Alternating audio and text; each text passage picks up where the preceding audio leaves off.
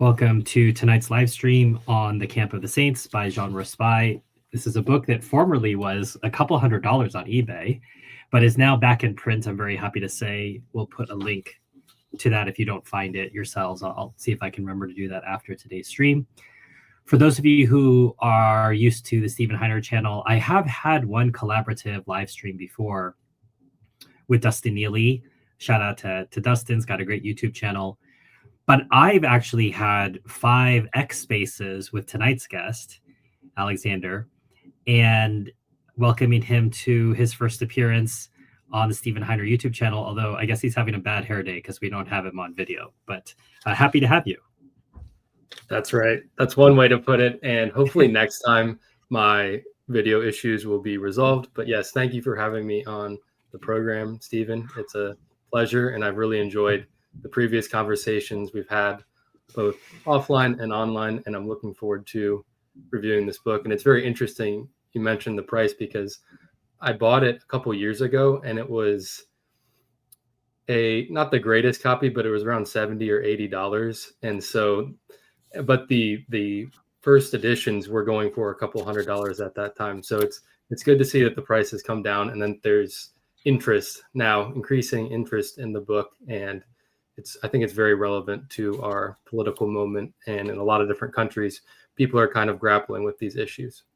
Yeah, I was shocked. I bought it back in 2019 or 2020. My basic rule is if 3 people tell me that I need to read a book, and they're 3 people I really respect, I just generally buy it. I don't know that I'll be able to read it right away, but I just buy it and put it on the shelf. And so Camp of the Saints had hit that a long time ago. But I finally got around to buying it, and I think I bought my copy at $35. And I remember when I did the review for this on the Stephen Heiner channel back in 2021, it was already $200 at that time. And it was put out, my edition was put out by the Social Contract Press in Petoskey, Michigan. And they were too cowardly to renew their copyright or to print something else. They've been cowardly bullied. Maybe that's not fair of me to say, but they didn't print another edition. But before today's episode, I went on Amazon and saw that for $24.95, which is about what I paid. I finished this book in 2021.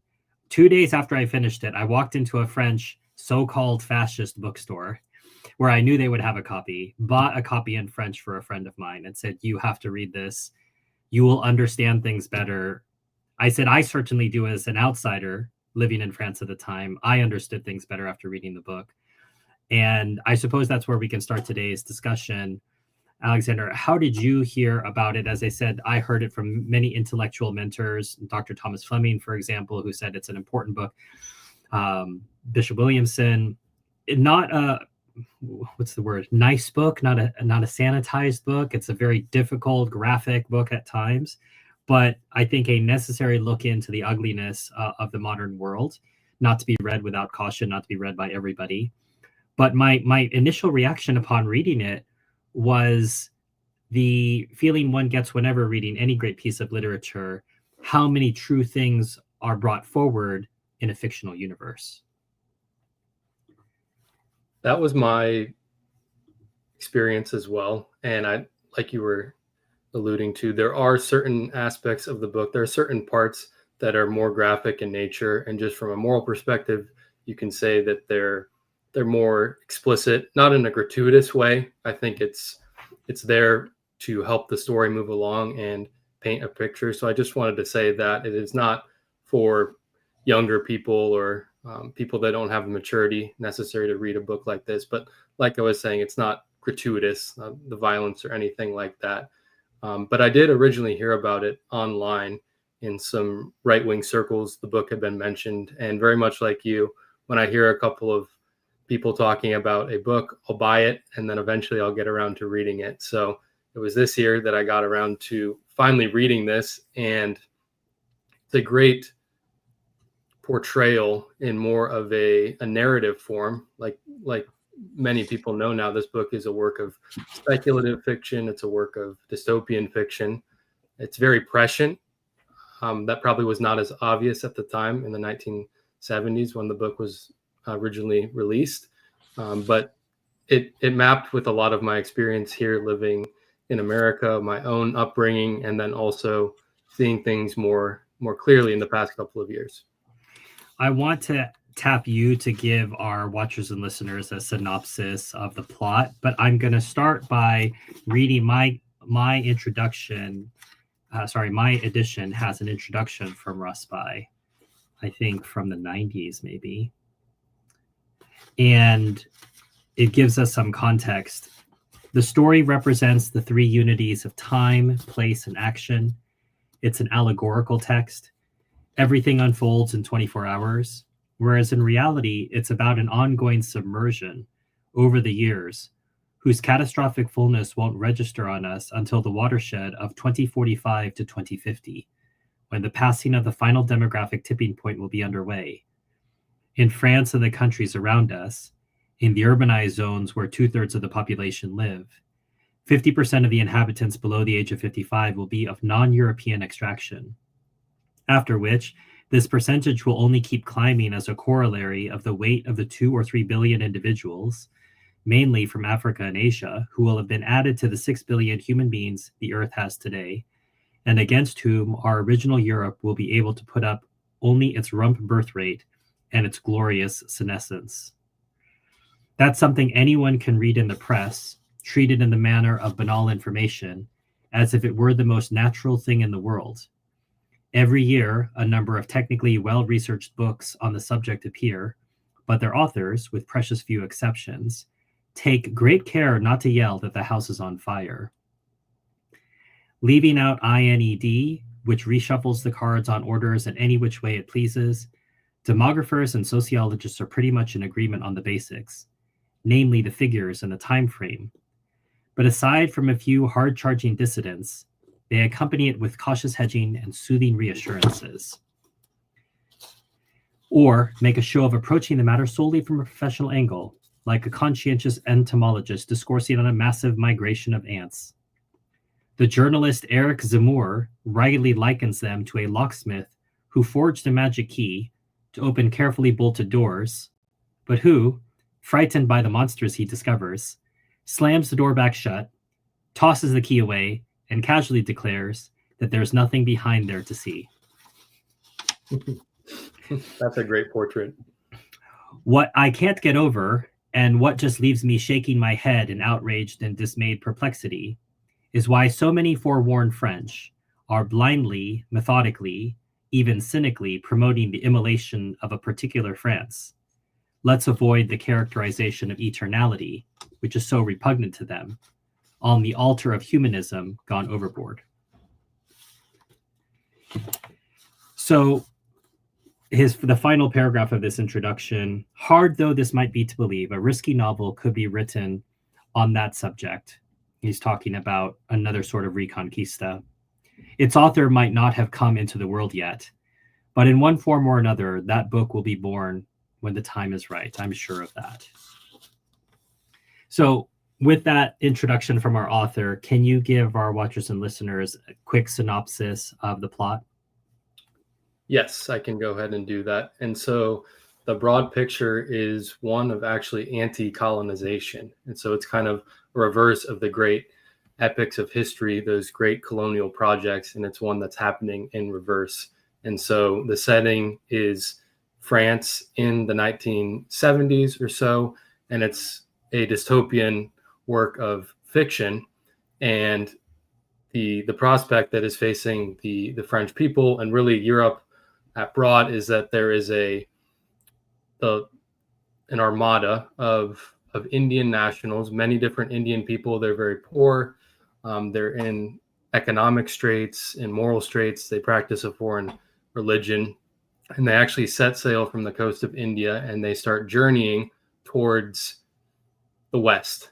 And so the book is about how France specifically handles that journey towards the West and kind of the paralysis that white people are in when this impending prospect of mass immigration, this complete racial demographic transformation that's going to happen, how they grapple with that. And so I don't want to go into all the details of the book to spoil it, but the Last Chance Armada sets sail from India, and it's a fleet. They have hundreds of ships, 2 very large vessels, and they make their way to Europe, and you see how this is covered in the Western press, all the different European countries, the way white people are reacting to it, the way people that are Indian or Black are in these European countries as immigrants, recent immigrants, how they are reacting to that. So that's kind of the setting. And it's done in such a way to be disarming, because I suppose the prospect of mass Indian immigration is more disarming than it would be from, say, Africa. There's those are the two racial extremes, like white on one side and Black on the other side. Those are kind of the two extremes. But this is presented in a way that, in my view, I think he presented it this way to make it more palatable to a white audience and to kind of shock them out of their senses. And also the climate at the time, because of the history of white and Black relations, it's much more charged than it is for, say, white people, the British, French, Americans, and Indians. And so that's kind of the setting of the book. And it looks at a couple of different characters who are representative of the old world. And also, what I really like most about the book is you can see how the Catholic religion, because it's focused on France, is in decay at that moment. And so it actually coincides perfectly with Vatican II. And I'm not sure if Jean Raspail was aware of the crisis in the church, but he says things in the book that are, I mean, they're like exactly what has taken place since Vatican II, and the way the clergy react to everything. So that's kind of a picture of the book, a mass armada of Indian refugees, migrants, whatever you want to call them, are making their way towards Europe. And it's how Europe, and specifically France, is going to deal with that situation.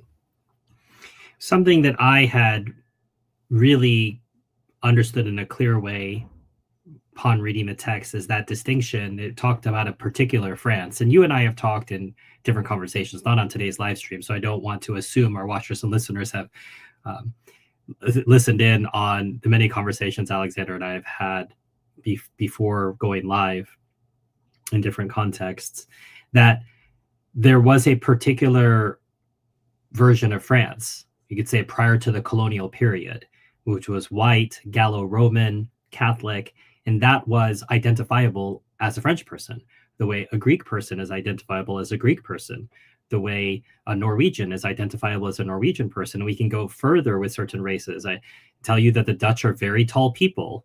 That's just how they are. That the Spanish are shorter. That's just how they are.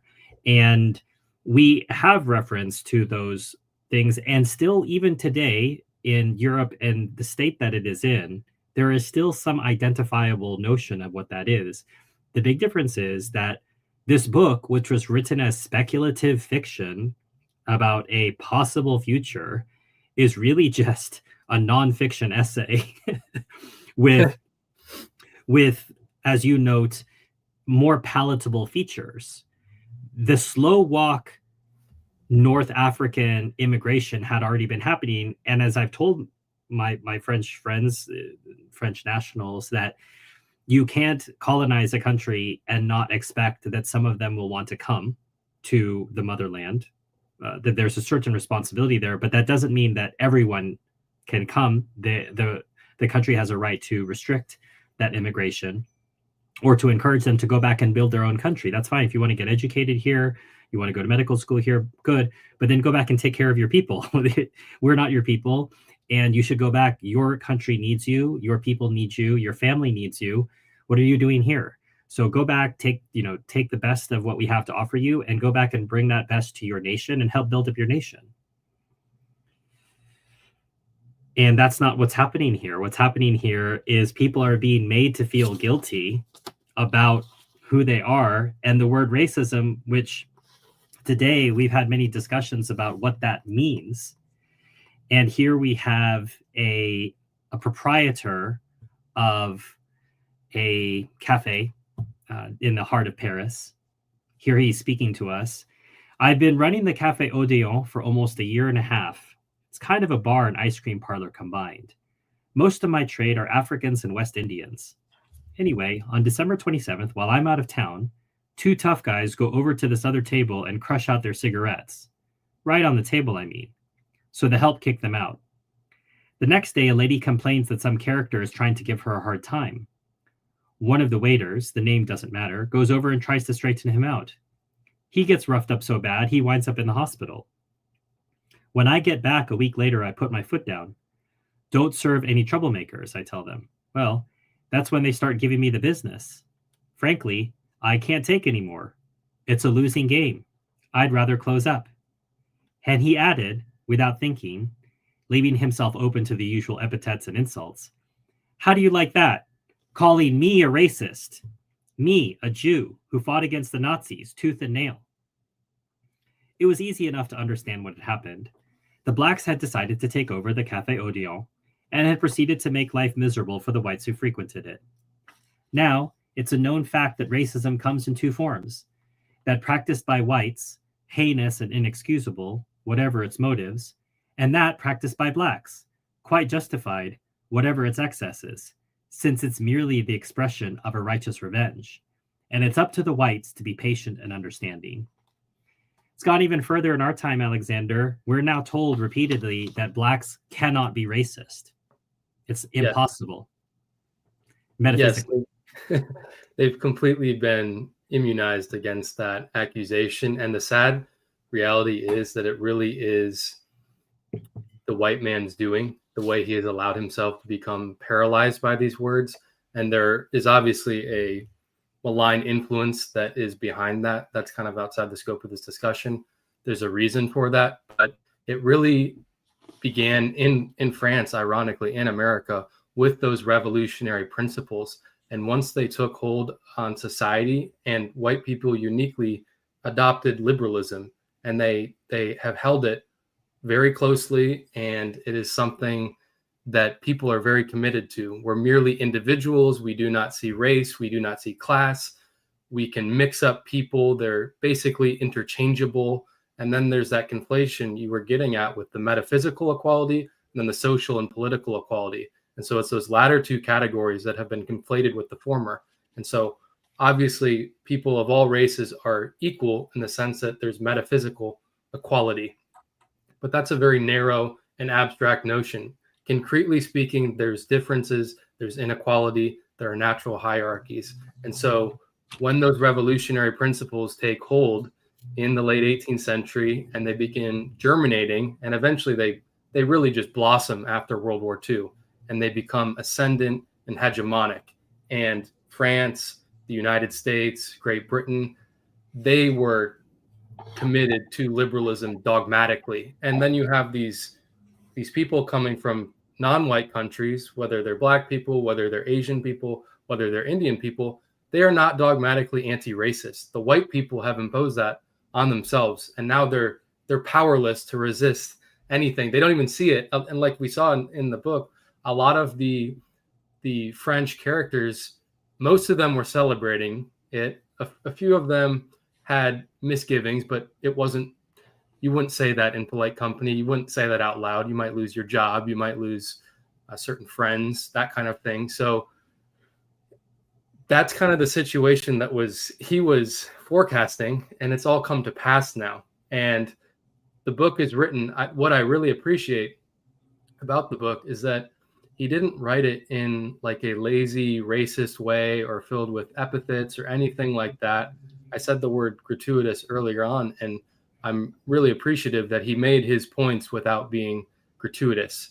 And I think it's a very effective book to get people to start thinking about these questions. But he avoided a lot of those excesses, but he put things into this story that we see today, and it was just so prescient. So I don't know if you saw any of that as well, Stephen, what you make of that. Well, I want to roll back a bit to talk about your idea of race, because the interchangeability of things. And I'm saying this today, we're recording this at the end of October 2025. Zoran Mamdani is about to be elected mayor of New York City. I don't think that is questionable by anybody who believes in mathematics, unless a bunch of dead people start voting at 3 a.m. It's possible on the other side that can happen as well. That when we look at what a race is, a people are, and going back to the differences, Stephen Pressfield. It's not Stephen Pressfield. I'm getting my people mixed up. No, someone else who deals with mental health. Stephen Mansfield. Sorry, Stephen Mansfield. He talks about that the difference between boys and girls when they're young, and talk about forming young men. He has a real passion for masculinity and bringing the idea of that back and rejecting the idea of toxic masculinity. And he said, if you see a group of girls seated together who are strangers, one of them might turn and say, well, I like your hair, or I like your dress. And the conversation goes from there. You put a bunch of boys together, one of them's going to say, I bet you I can run to that tree faster than you can. And then that goes off. That those signal different things within how a society interacts. Now, this is assuming, of course, that the society is effectively an extended family. The way I think this is most clearly illustrated is in Iceland. So when I visited, I confirmed with the locals a legend I had heard, which is there's an app where you can check to see how closely related you are to someone you might consider dating, to make sure you're not within the degrees of forbidden, where you actually have the possibility of marrying somebody. Mm-hmm. So that is an extended family. Iceland is in miniature something that we used to have across all nations. And I would argue you still see this in Norway. You still see this in Finland. In the Nordic countries, you still see this. In Egypt, you still see this. In China, you still see this, that when you have an ethnicity that's related to a nationality, which is the norm in human existence, you're an extended family. And so what that allows for, I've talked to you about this in different occasions, is correction within that larger family. I expressed that in the Chinese culture, it's acceptable for an older person to correct you in public. Doesn't mean they can yell at you, but they would say something, hey, listen to your mother. And then you suddenly shut up and listen to your mother because an older stranger told you to do so. It implies that we're part of a family. The nation is an extended family. And so when I see someone like Zoran Mandani about to be elected, he is a logical figure for the concept that of America in our age, which is this interchangeable thing. Hold your Starbucks cup, eat your McDonald's burger, and we're a nation of immigrants, whatever that means. Mamdani is exactly that. And it's entirely opposed to what Raspail is championing in this book, which is the nation as an extended family. And when you are an extended family, you can care for each other, you can live with each other, you can take care of each other, but it means you can also take care of a stranger who you see. That's fine too. That's not forbidden. But what that means is there's a different relationship between you and that stranger than between you and a family member, even though it's obviously not directly a family member. He's a family member in that he's a member of the nation. Yeah. And we see only slightly captured at football matches or rugby matches in Europe. And even then, very famously, Angela Merkel, after maybe her third or fourth win, someone came up to her on stage and handed her a German flag, and she immediately put it back. This is the federal German flag. This isn't even a proud German flag. It's one of these tricolor fake flags of the last 100 years. She puts it back as if it was radioactive. Don't put a German flag into my hands. I mean, what am I, just Chancellor of Germany? And same thing in England recently, it was considered, I don't know, a hate crime or something problematic to be seen to be waving a flag of St. George. So it's gone far, I would say farther even than Raspail was pointing. Raspail pointed towards this when he noticed that the people who were resisting the invasion were bombed by the government. So that's what he saw. He pointed towards that. But in a less violent way, that's exactly what's happening. The German chancellor cannot be seen to be holding the German flag after winning an election. And it's wrong for you to wave a flag of St. George. That means you're racist. Exactly. And it's entirely deracinated. There's no identity. There's no sense of lineage and belonging to a people, a nation, even the unification of different families. And all of these things have been broken down conspicuously for the white races. Other races, this is not true.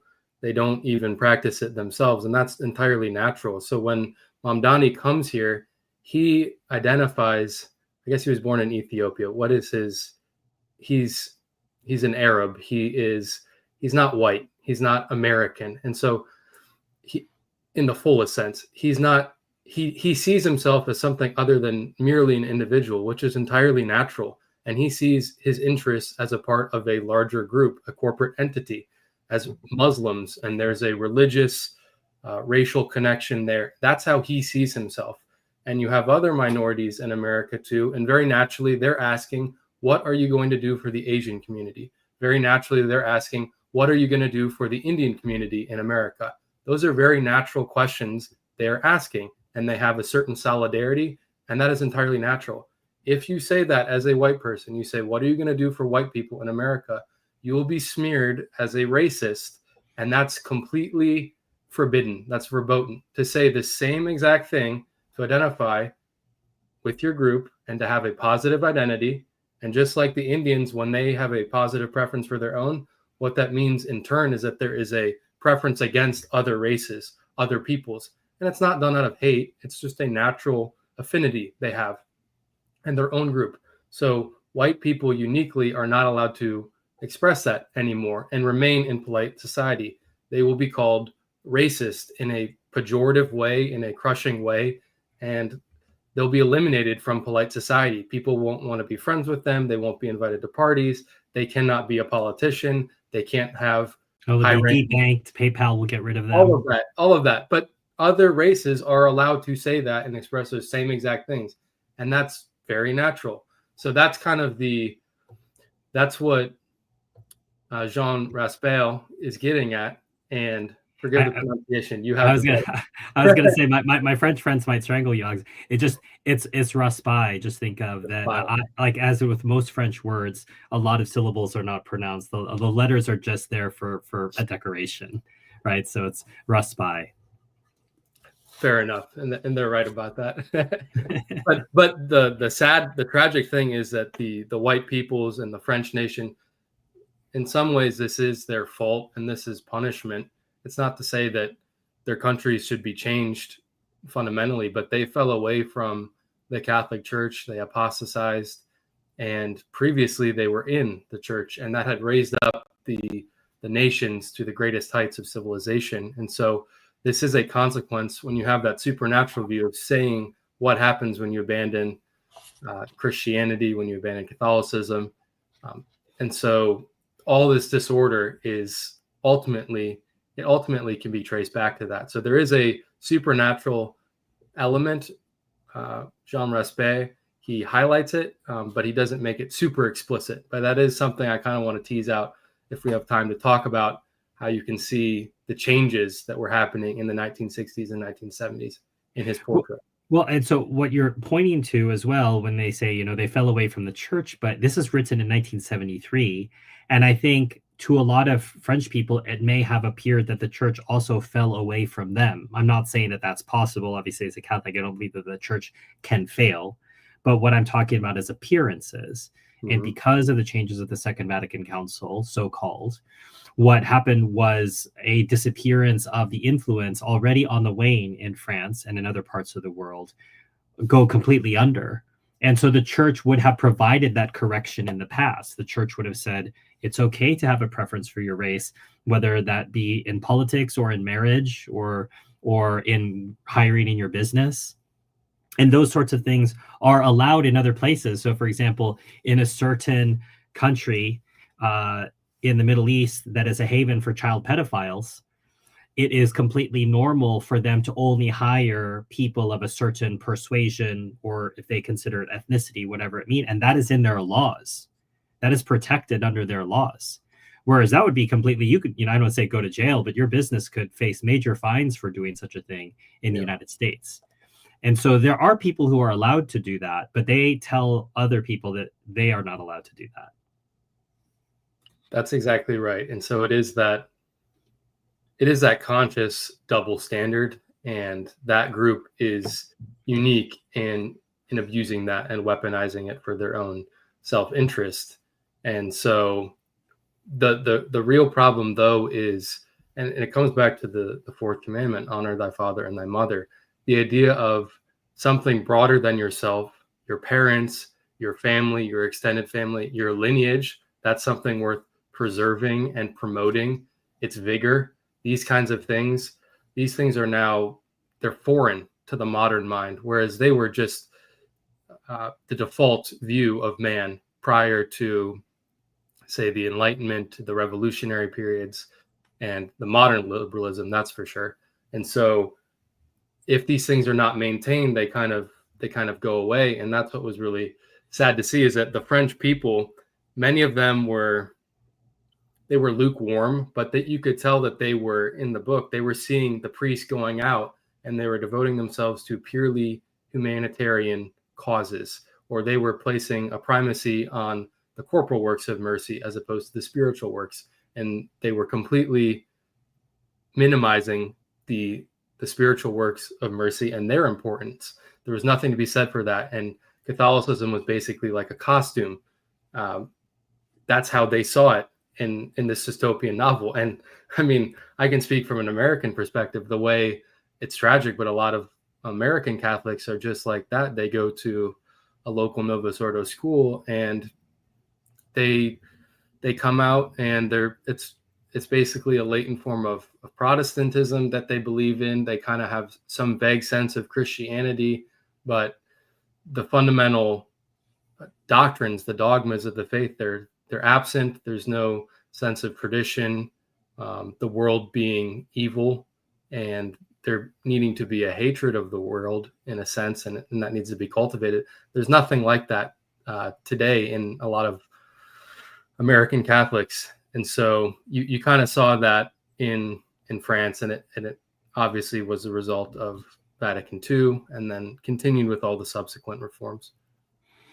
Part of what we're also seeing now, and I think particularly we're seeing this in the era of Trump. Trump is sort of end game for where this leads. That if you are unapologetically a leader, if you say we have a role either in our country or with our race or with the gifts that God has given our people, our race, me individually, that I have a role to lead. And I have reasons for those convictions that flow either from my trust in my ancestors, the books that I've read, the teachers that I've had. And that provides me with a clear moral vision. If I don't have such a vision, I cannot lead in an effective way.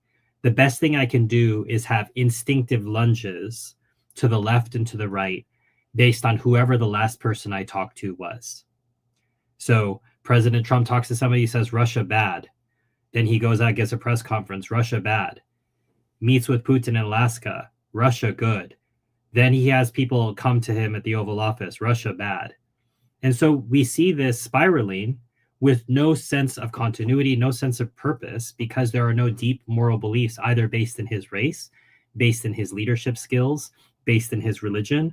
All of these things are landmarks that can guide leadership.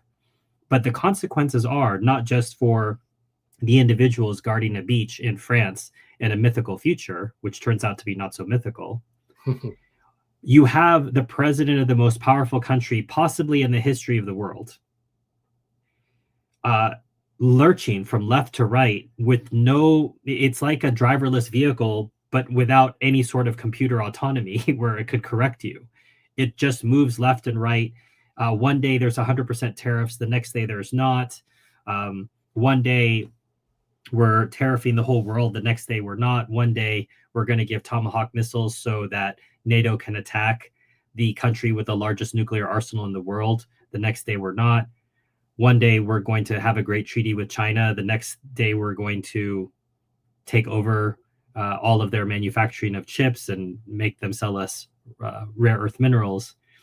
I say all of this to point out that there's just no moral center. And that's another thing that the book is pointing out to, is that to have coherence as a nation, men need to know where they are coming from and where they are going, both in the natural order and the supernatural order. In the American South, a greeting which has gone by the by, I'm told from mentors that years ago, and they would say, in the North, they'd say, what do you do? And in the South, they'd say, where are your people from? Or where are your people buried? Mm-hmm. And that in the American South, there's still, not so much now, but even 25 years ago, there was that sense of who you were and where you were rooted. And if you don't know where you are, you don't know where you come from, you don't know where you're going, not just in the natural or the supernatural order, what we see in the book is no will to fight. Because what is it that you're fighting for? And this then bleeds down further into society where we don't even see marriages happening now. And this is cross culturally. This is not just an American problem. You can look in every country, every developed country, and even some of the developing countries where people are choosing not to get married, not to have children, because I think the vision the book is pointing to is clear. Where are you from? Where are you going in the natural and supernatural order? Without an answer to that, then it's just time to play video games. That's right. And that's why you see America increasingly becoming basically an open air shopping mall. And it's all, and the other thing too is the pervasive materialism. If there's no supernatural end, then obviously the accumulation of wealth, material riches, comfort, ease, these are the best things. And so you see this pernicious materialism that creeps in. And the other thing too is that a lot of these sources of immigration, we can say mass immigration, from an economic standpoint, and I think these arguments are tenuous, but suppose that you can make the argument that America would benefit from mass third world immigration from X country, just on a purely economic level. That is really insignificant. It does not matter if the consequence is that it fundamentally changes the character and the internal unity of America and the nation, its people, its land, its traditions, the races that have traditionally inhabited it. It does not matter what any material gain there might be, real or perceived, if that is going to fundamentally and irrevocably change the country. No one, if they were presented with that, and they would not accept that. And that would not be like if that were to happen for another country, that they wouldn't want that either. And so that's kind of the tragedy that we find ourselves in today, is that there's no sense of patriotism anymore, of a healthy kind of nationalism and the moral duty that impels each, the love of one's country, the corresponding duties towards those who we owe for our existence, our blood relations, our parents, our extended family, our nation, obviously the stranger as well. But that's what you really see, is that you should be helping the stranger, but you cannot help the stranger at the expense of the common good or make that the norm. And so that is really what has happened, is that all of these things that were supposed to be exceptional, for example, something like racial intermarriage, that used to be very rare. It was stigmatized and it was exceptional. And that's fine. It still is in parts of the world. I would say, Yeah. Having just spent 2 months in Singapore this summer, it's still very much taboo. It doesn't mean it's immoral or you'll be shot in the street or your family will disown you, but there's no question in the minds of Singaporeans that Indian families want their daughters to marry Indian men, and Chinese families want their daughters to marry Chinese men. It's not even a question, just an assumption. And that makes perfect sense. They should want to cultivate their own kind to make them increase in vigor. And what that means is discriminating against the other. So that stigma isn't really present in America anymore. And so the result, whether you like indiscriminate racial mixing or not, if you destigmatize that and then let the people mix it up, you are going to lose the diversity. You actually will lose the legitimate diversity, which enriches humanity. Everyone's going to kind of blend together. You're not going to see particularity anymore.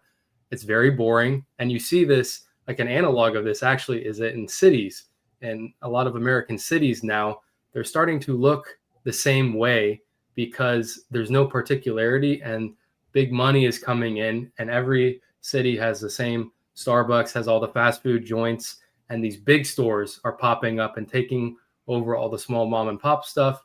And everything is looking the same. It's a uniform, cosmopolitan, and no one has any roots anymore. No one has any identity. It's just, I'm an individual. I can go wherever I want. I can do whatever I want. I can associate with whomever I want. I can marry whomever I want, and no one will tell me otherwise. And so that is kind of the animating psychology that we're seeing. And don't forget, you will own nothing and be happy. Yeah, that too. But the results are, it's boring too. The results are disastrous. It's strife. There's conflict, but it's just boring too.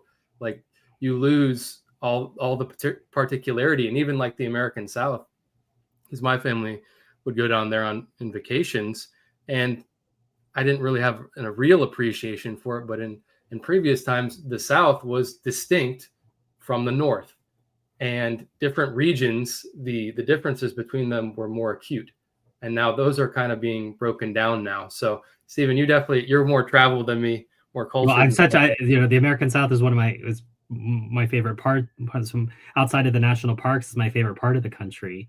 And uh, when you're down there, and I know that, sweet tea is on the menu, and I can pull over in Mississippi and get chicken at a shack.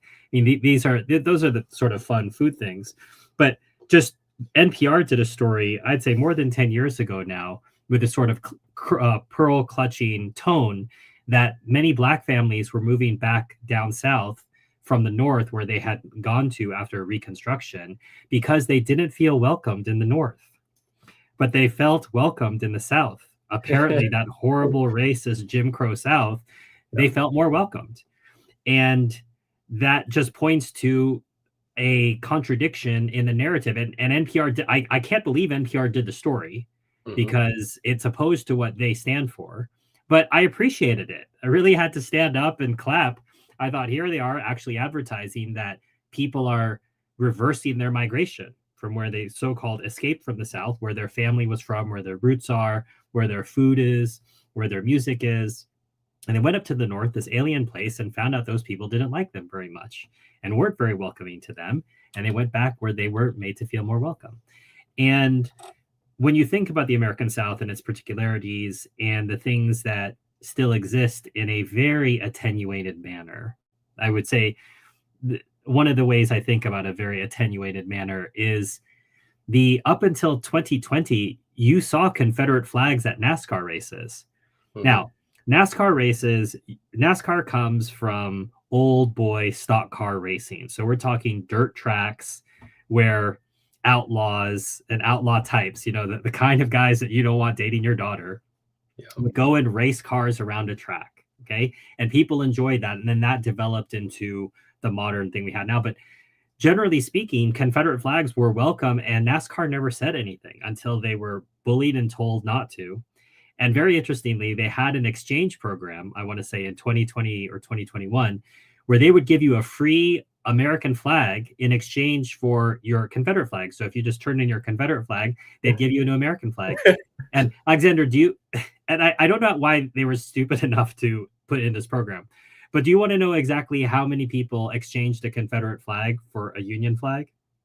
Very few. 0. There are still people who have some sense of brains in the South. And this is what people don't recognize, is that when Southerners would go to fight, you'd see in World War II a lot of Confederate flags inside barracks.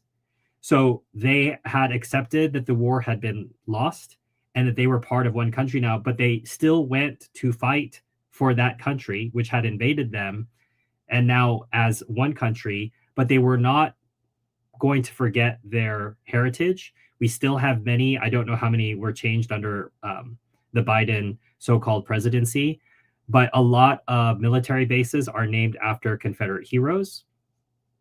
And that was accepted, and you could say assimilated into the US military. The stock of fighting men of the Confederacy, people who believed in a cause that they lost, but say, okay, we're one nation now, whether we like it or not. But they weren't shouted down. Confederate flags were not banned from the barracks. They flew proudly in World War II and in other places at NASCAR races. And so that's what I mean, is it's so attenuated. I don't mean that the people who have Confederate flags at NASCAR rallies have clear principles on who they are and where they're coming from. But I would argue that most of those people who own those flags do have a clear sense of who they are and what their people are. They may not have a sense of articulating how they want a country to develop. They need leaders, but there are no leaders for these people. No, that's exactly right. And it really is the vestige of what was before. And so you do have these these signs, these symbols of older times, of older generations. And there is kind of an idea of what it represents and what it means. But certainly the animating spirit is gone. And that's where I wanted to ask you, because you've traveled extensively in France. Have they heeded the warning of this book, or have they rushed headlong into the project, albeit slowly over the course of decades, not just one mass event? But have they heeded the warning, or not so much? I want to bridge my answer by wrapping up what I was saying about the American South. Mm-hmm. There's a soldier in an intersection in Wilmington, North Carolina, and underneath the soldier in stone, it says "for hearth and for home." And I think that figure is incoherent to modern Americans. It doesn't make any sense to them. For hearth and for home. What we see in France are calvaires. So all throughout the French countryside, we see crosses, crucifixes, statues, and there is a wonderful group called SOS Calvaire, which goes around restoring these, and they do a very good job. They put it on social media. They're an adult group, I think, but they'll clean up. They'll get, I don't know, those massive toothbrushes. I don't know how else to call them. These tools which will clean the stone. Or if they need to, they'll put up if it was made out of wood, they'll put up a new wood calvaire. So you see a lot of this, but I don't know. I'm almost certain that these people have not read Camp of the Saints. Of most of my traditional Catholic French friends, when I mention that I've read this book, they'll say they've heard of it. And I'm not saying that everybody needs to read it. I think the French traditionals are instinctively aware of the message of the book. The book is more for people like me who are either late to the game or who are not from France originally. I was a visitor for 10, 11 years. And this book brought into focus the issues in France and also the French reaction. And so there are many French who, without having read the book, I can't imagine, actually, I can't even think of one of my French friends. The one I bought, remember I told you at the beginning of this conversation that I bought the book for my friend. Mm-hmm. And I ask him every 3-4 months, I said, have you read the book? He works a hard job. He comes home. It's hard for him to read, but I had to bug you to read the book too, right? That it's just one of those books that after you read it, you realize, oh, that's why Stephen was bugging me to read it. Yes. Because of the insight that it gives. And so I do see.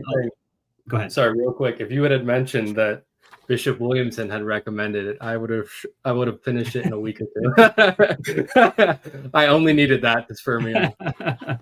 Well, and that's the thing, is you never know who is going to push you forward on books and what animates the way the world can be seen in a clearer light. So, for example, Bishop Williamson was also a big advocate for the book 1984, which is back here on my all-time list. It's not pleasant reading, but it's true reading. And I think that's the challenge, is sometimes the truest reading is very unpleasant. And the reason it's unpleasant is because it's holding a mirror up to nature, and it's showing you in detail the ugliness that you've gotten used to. You've gotten used to the ugliness and the incivility all around you. It's just Tuesday. But when you read it in a book, you realize, wow, this is much, much worse than I thought, and I'm living this. And so the way that I see the young French reacting, as I say, is in an instinctive manner. They may not have read the text, but they've experienced the lessons of the text in their daily lives. And we're seeing a rash of social media videos lately. I don't know if you've seen this, where young people of their own race are beating up unruly, the word is migrants, I think, these days. But shall we say visitors? unruly visitors to these countries. And I always have had a sense when I was visiting France as a would-be immigrant, I always had the sense that I was a guest. I had to be on my best behavior. I wasn't a citizen of the country. I had no illusions about that. And what you will often see from the French is an instinctive, what we saw in the book, which is they're frozen by inaction because they believe that they're bad people for reacting. if 2 plus 2 equals 4 and they're told that it's racist to believe that 2 plus 2 equals 4, there's this inertia in the French about not reacting. And I'll give you a perfect illustration of this. In a lot of French public transportation, so in the trains and the metro and on the buses, you will find people, usually not native French people, who have not discovered the technology of earphones, wired or wireless.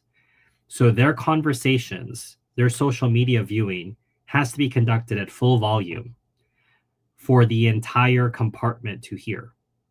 Mm-hmm. So I remember a bus ride a couple years ago in the 19th in Paris, where a gentleman was having a long, loud conversation on the bus for, I want to say, 6 or 7 stops. I had gotten on. He had been having it before I got on the bus. And I could see 3 elderly French people in the front of the bus doing what French people do when they're irritated, which is blowing through their lips, which is, there's a lot of this. So I always say it gets very windy when the French are upset. And as soon as this creature gets off the bus, there is a vociferous exchange of opinions. Oh, and in French, they're saying, can you believe that man, et cetera, et cetera. But there was no correction offered because all of those elderly French people made the mistake of doing it once. I've watched it happen on a train coming in from the suburbs. It's strange for me to call the small medieval town of 3,000 people that I lived in as a suburb of Paris, but it was on the river, surrounded by the forest of Fontainebleau, maybe 30 minutes from the residence of the king. But it's a 45-minute direct train ride into Paris, 4 or 5 stops. And these people are being loud and unruly and using foul language in French. And an elderly French woman, I would say in her 70s, dared to say gently, maybe could you not speak so loud and not use that kind of language? There are children on this train. That's what I could make out she was saying in French. The language that was then used against this lady, you wouldn't believe. And then when we got off the train, all these people made, shall we say, gestures with their hands at this lady. And those elderly French people who used to live in a society in which there was social correction of strangers because we were one nation, we were one family, we were one people, made the mistake of extending that courtesy to someone else who have very different appearance, very different values, and they received what they received. And so the French have been taught to just keep their mouth shut because they have been punished for opening their mouth. And what you're seeing now in the social media, in these videos, is young people who don't have the same hangups that the elderly French do. So if some, shall we say, visitor is mouthing off at them on public transportation, those people get knocked out. Because for some reason or another, the young people are going to boxing classes or doing some sort of basic weight training so that they will not be talked to that way. And they are reacting, we have to say, in an unfortunate manner, but it is a manner that is of the last degree. There seems to be nothing else to be done. And so a lesson needs to be conveyed, and the lesson is conveyed as we see the visitor lying on his back. And strangely, to my great satisfaction, despite not being in the country, in the building, or even in the same hemisphere. This is the reaction of the young French. I think there is a radicalization happening, and we see it also, interestingly, among the sexes, Alexander, that women are becoming more and more leftist, the men are becoming more and more right-wing, and the tragedy of this is that means that there are fewer and fewer marriages and fewer children. These are ways that this could be cured with healthy marriages and healthy children, and instead, the poison is seeping so deep, it's destroying society at its root. Society is built on families. Without families, there is no society. And so a successful trick here, and for Christians, we understand the supernatural here. This is not simply a natural problem. That the supernatural issue here is that the devil is playing a trick on all of mankind, and we've accepted it. And we just say, oh, well, it's a demographic change, and, it'll swing the other way. Except that this involves the very essence of a demographic change is having children, having people in your society. And so when you keep men and women apart for a generation, there is an alterable change that occurs, an unfixable change. It may take many, many centuries to fix such a change. And think about how technology exacerbates that divide between the sexes. And I'm happy you said men are becoming more right wing, because that's one of my projects, that good men, Catholics, need to eschew conservatism, which is just trying to moderate the revolution and its principles. It is a true right wing, a true reaction. Father Garrigou Lagrange talked about why he was on the right, properly understood. He was not a conservative. But yes, you are seeing that development of young men increasingly becoming much more religious. They're taking traditional positions on a whole number of issues. The JQ is a discussable topic. Correct. You can talk about the Jewish question, and there's a lot more candor now as people know that it is safer. And so on that point, something that you see with white people is that they have a ton of racial anxiety right now, because they can see the changes going on in the country. I remember growing up in my white suburb, and everyone looked like me, and we had similar backgrounds. We all went to the same school. Everyone identified as a Christian. Didn't mean they were practicing, but there was just kind of the same cultural group that we all were in. We kind of believed the same things. And over the course of 2 decades, many immigrants started moving into the neighborhood. And whereas previously we would have an annual pig roast and 4th of July party, and everyone's patriotic and everyone has a flag, and make of that what you will. But like, that's kind of how I grew up. It's very different now. And like, white people are coming to terms with that, but they can't express these things in public. Although that is kind of changing now, because the specter of racism looms large. And so you see it come out, especially in candidates like Mamdani, because I mean, white people they're conservative, they vote Republican.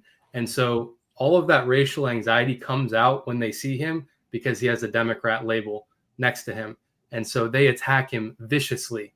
And a lot of it is just like veiled racial anxiety. And they say that Mamdani is going, and they just make it implicit. They say Mamdani is going to change New York. New York is not what it's not going to be the same anymore. And what they're saying is racially what Mamdani is for. Now, they would never say that for someone like Vivek Ramaswamy, because he's a Republican. And so, right, he's the good kind of diversity. Yeah, he's the good kind of Hindu, Indian, pagan. Yeah, but they don't have that safety. And so a vice president's wife, for example. That too. And so but they don't have, so you see the racial anxiety come out so strongly, like against the squad. They have D next to their name, so it's safe. And a lot of the critiques people are making, even if they're not saying it explicitly, it is racial. And you see that with like Minnesota, Minneapolis, and how that's changing the enormous Somali population. And that is what's very interesting, is that my generation, we don't care if you call us racist. At least we want to be moral, of course, and tell the truth and not be cruel or anything. But that word has lost all meaning. It doesn't matter. It doesn't loom large like an albatross around our necks. And that's a really good thing. And that means real change can happen.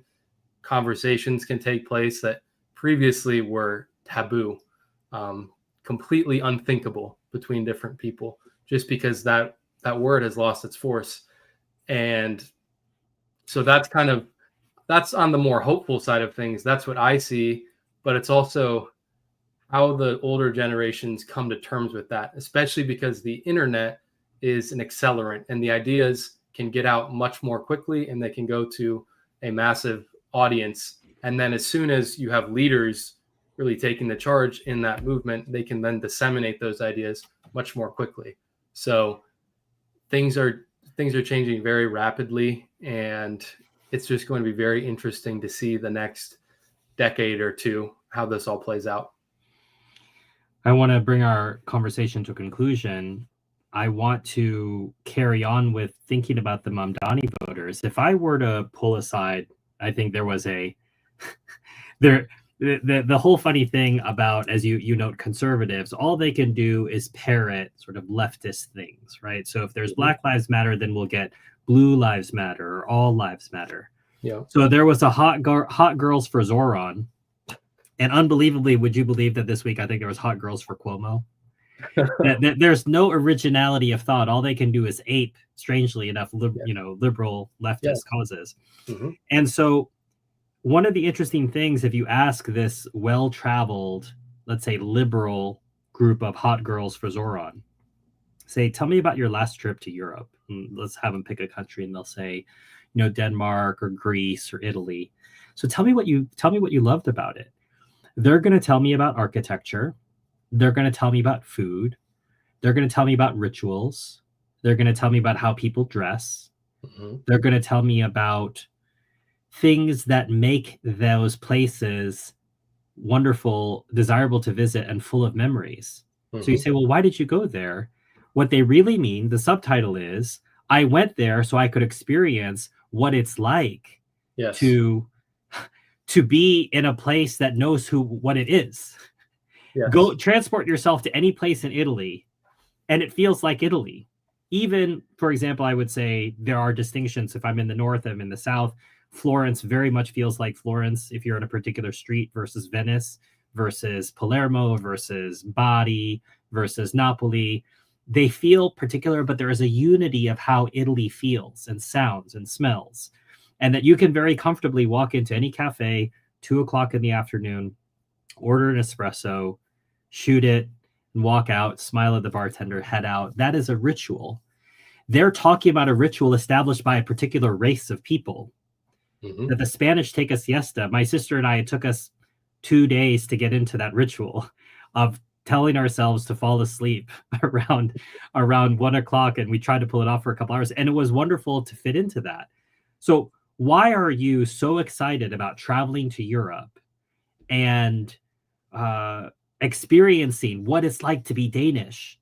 The Danish are really Danish. Hmm. The Dutch are super Dutch. This is the funny thing. They are a very well traveled people, but the Dutch love their food. They love their traditions. They love. I've been in the Netherlands on King's Day. The whole country looks orange. Hmm. Obviously I have problems with the Protestant monarchy in the Netherlands, but I have a real admiration for how much love the people have for themselves and for their nation. Dutch Hmm. people love being Dutch. And why is it that you're such an admiration of that, but you come back to America and insist that we're a nation of immigrants and we don't have anything like that? No, So, that's exactly right. And you see it with Asian countries too, because growing up in high school, I had a couple of different Japanese friends, and they actually had come here after growing up in Japan, and their parents were here working at Honda, of course. And but these friends that I had, they they were very different than me, and they didn't have the same religion. I'm a convert, but at the time they didn't have the same religion, and they came from a very different background. They were very, and this is what the Japanese people that I've met before, they're very respectful. They're they're deferential in many ways, and that was what I really appreciated, is that they still did have a deference for American culture, even though it's very degraded. But like in principle, they could understand and appreciate that, and they're coming from a culture that values honor, that values discipline, and then when it comes to schoolwork, they're very dedicated. They're sharp. So like that kind of thing. And if you were to travel, like let's say I were to go to Japan, that's what I would expect to find there, and that's what I would want to be looking for if I wanted to travel there. I wouldn't want to. I would want to see Japan and its people and what those people have birthed. It's a particular group, a particular Asian race, and what is their culture, their mannerisms, how do they interact with the old, how do they interact with the young? Like these things are what are attractive, their architecture, these kinds of things. You see it in the European countries. And so just to stress that particularity is so important. And then the universality of Catholicism does not come at the expense of it. It binds that together, it harmonizes it, and then it raises what's good and it purifies what's bad. And so it's a lifting up of all the different cultures, all the different races, ultimately towards our supernatural end, which we have in common if we persist in the faith and in grace. So that's that's kind of the supernatural dimension of things, and then the natural and why the particular is so important. Yeah, I was smiling as you were describing Japan. That's been on my all-time list for a while, Alexander. Part of it is it's a lot of money to visit. I would never go to Japan for less than a month because there's a lot to see. And I've been trying, my project has been to try to get my mom to go because we haven't had many chances to travel together. My mom's been reluctant to travel. So I've been trying to weigh, do I just go without my mom? But I'm smiling as you're just because there are so many things I'm looking forward to seeing in Japan. The craft, they they have $100 strawberries in Japan because of the craft. I'm told that those strawberries are unbelievable. Or the way that they make these bowls, which have all these incredible designs. It takes, I think you have to make rice in a sushi restaurant as an apprentice for 3 years before you can even start touching the fish. There is such a respect for craft at every level in Japan. To have an entire society dedicated to that, it doesn't make me want to become Japanese. It means that I can visit that country and have an admiration for that. And I think part of the reason people haven't, because they're missing it in their own countries. Yes. Their own countries used to have that level of craft, and now it's gone by the wayside in favor of IKEA and other sort of universal solutions to particular problems. And that's why white people are embarking on all of these different foreign vacations, because they want that experience. America has become so deracinated. It is without any semblance of a culture, much less a good one. It's so degraded. The people dress very sloppily. Morals are super low. It's like they almost want to escape. And if you have the money and the means to do it, that's why they're gallivanting around Europe. They're seeing the beautiful architecture, the white excellence. That's what they want to see. And so that's what's really sad, what's really tragic. And there was one other point that just escaped my mind. The point that you mentioned where you said, just because I go and travel to Japan doesn't mean I want to become Japanese. The other point I would say is that you can't become Japanese. You're Steven Heiner. You were born to two distinct parents. I can't become Japanese, nor should I want to.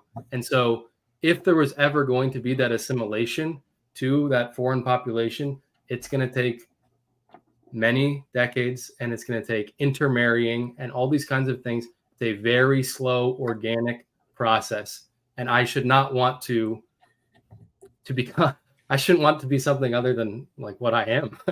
Yeah, well, that word, Alexander, has meaning in Japanese that doesn't have any meaning in English.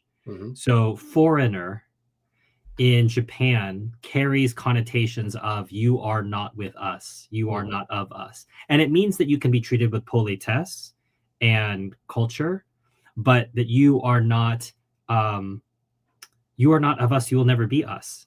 And there are nations that put that into force. You cannot, let's say, become nationalized in those countries because for them it doesn't even make any sense. I can't hold a political office. Right. That makes, whereas here it almost seems to be a requirement, let's say, for you to hold the citizenship of another country to hold political office, or wish that you did in the United States. And so when I say foreigner in American English, so in French we say étranger, but that doesn't have, migrant is the word du jour of this discussion that we're talking about, which has a different connotation than étranger. Étranger has that milder meaning that we would think of in relation to Japanese. If I said foreigner here in America, it just sounds, and Alexander, correct me because I've been away for many years. So sometimes I feel I'm not calibrated with the way that Americans think about things. But foreigner is just not a word that we use very often. Not at all. It doesn't have, so-and-so is a foreigner, but it would be like he's visiting. He's not from here. It's not that, he's my neighbor down the street. He's a foreigner. Whereas in Japan, if you had a neighbor down the street, you would still call them a foreigner. They could have lived in Japan for 20 years. They would still be referred to as a foreigner. You are now a foreigner. You are always a foreigner. And so I think that the idea of who you are as a people is interesting. And my relatives in Singapore, they're always trying to get me to commit to coming back. I don't know how many times I've visited now. Let's say my first visit on my own. So my family moved to America in '88. My father is American. He had always told my mom that was part of the deal. I want to raise my children in America at some point. I don't know when that'll be. It turned out when the oldest, was 9 years old. And then we went back one summer in 1991, so 3 years later. And then from 1991 to 2009, I did not go back to Singapore. I wasn't in control, obviously. As 12-year-olds, you don't have an option of, well, maybe I'll get a passport and travel by myself. We also didn't have the means. My family, to my eternal gratitude, took all the money that they had and put it into my sisters and my sister's education. And so we had the very best education that they could afford for us. And we didn't have any money for vacations. So we never took any vacations, much less foreign vacations, even though my mom, I know she missed her mother, my grandmother, very much. And then I think she got to take a couple of trips, but I first started going back in 2009. And I was able to, for many years, go every year or every 18 months or so. And whenever I would go, my relatives would try to push me back into the conformity that I've assured them would have happened if I had stayed.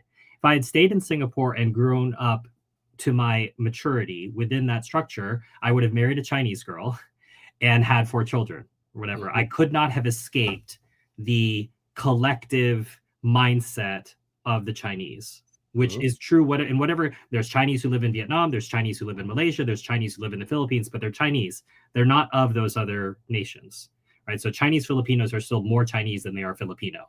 Chinese who live in Vietnam are still more Chinese than they are Vietnamese. So the Chinese who live in Singapore are still more Chinese. They're collective decision makers. They defer to the patriarch of the family.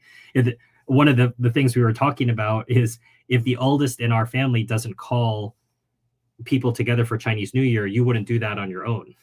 So it's like, oh, well, the eldest didn't do it. We'll just have our own side party. No, we can't do anything because the eldest didn't do anything. We have to wait for the eldest to move. And it's always the eldest male, not the eldest female. That's Confucian. That's a different discussion. But they're always trying to reestablish me. So let's say, when are you going to marry a girl? When are you going to get married? And are you ever thinking about moving back here? Keep in mind, in their mind, it's still possible, despite the fact that I've been gone since I was 9 years old, that I repudiated my Singaporean citizenship, and that I'm on the bad books as having not done national service in Singapore. In their mind, they still think, yeah, this could all still be cured. Stephen could still come back, marry a Chinese girl, and everything, the order will be restored in the universe. Do you understand the thinking? They don't realize it, but they're seeking to restore harmony in the way that they think about our family, right? It's not anything hateful. They don't hate my dad or my, who my sister's married. It's just that's the way that they think about the universe. And I laugh all the time about it. I love them very much. But even when I'm there and I visualize that, and they ask me that question, and I try to ponder it honestly every time they ask me, because my feeling of attachment to Singapore strangely grows every time I visit, because I'm reconnecting deeper with my childhood, both in, let's say, smells and tastes and food and routines and weather and traffic patterns and getting on the bus and taking the metro and talking with people and calling everybody uncle and auntie, calling my taxi driver uncle, asking the tea lady, referring to her as auntie. This is all natural to me. It feels very natural. I feel very at home doing that. But I tell them, I said, I'm not this person. I have an entirely different cultural way of thinking that was mostly formed in my maturity when I was in the United States. And the United States has this particular way, for better or for worse. Yep. I came into America in a time period after it had an identity as an American. I think by the time I'd arrived in 1988, we'd already started to enter the period in which the question could be posed, what does it mean to be an American? And you couldn't get a straight answer from people. Yep. And what it means when I run into people all around the world who express to me, oh, I would love to live in America, they always talk about economic opportunity and the promise of possibility. And I tell them that's true. All Americans believe anything is possible. Doesn't mean that they actually act on that. But there is this strange optimism within all Americans. And that is something that drives, but it's simply an economic cipher. It's an economic way of thinking. But you could have that feeling anywhere where there's a feeling of prosperity. Australia holds that notion for Australasia. So Australia is the sort of America of that part of the world. Germany held that idea for people in Eastern Europe. So there are parts of the world in which there are American-like feelings. Canada held that feeling for people who didn't want to come to America for whatever reason. So economic opportunity, sure, I can understand the motivation, but all of those people will always tell you, Alexander, so if you see a sign that says olives on the street, I'm a sucker, right? If I see olives, I'm going to pull over, right? It's the same thing if I saw a sign that says pickles this way, I'm going to pull over, right? So this last weekend, I saw a sign olives this way. I didn't even finish reading the sign. I just pulled over, walked in. It's called Chichio's. It's named after his grandfather. And I said, where are you from? And he named the town, and I said, oh, is that in Calabria? And he said, and then all of a sudden his face lights up. He goes, oh, this person knows Italian geography. And I even told him, I lived in Italy as a student. I have a great love for the country. And we start talking, and he talks about this is from his family's farm. And they have Novello olive oil, which is an olive oil that's more, it's harvested when the olives are green, and it's more for drinking. You would sort of bread dipping, as opposed to when the olives are darker, and that's for cooking. Mm-hmm. And I just thinking that this whole exchange where we were rhapsodizing in America about his family's history, which he was bringing here. And that was his idea, was even here in America, this place where, what does it mean to be an American? He was still living out who he was as a person, that he is Italian in French, the expression is from the top of your head to the soles of your feet, right? in who you are. And here he is, he's just rhapsodizing about Italy, despite having lived in America, married an American girl, producing 2-3 American kids. He's still very attached, in what he does for a business on a daily basis is sharing the love of his culture with other people. And I have to give credit to Americans that there is an appreciation for that. They can have an appreciation for these other cultures. But I would say it's to the detriment of developing one of their own or rediscovering what they used to have, whatever that might be. And perhaps that's why I'm so drawn to those elements of the past, why I love American diners. As I said, if I see a chicken shack, I'll pull over. If I see a diner, I'll pull over. If I see a battlefield, I'll pull over. I want to get into what this country was, and in some places still is. And those are the answers I'll get for, what does it mean to be an American?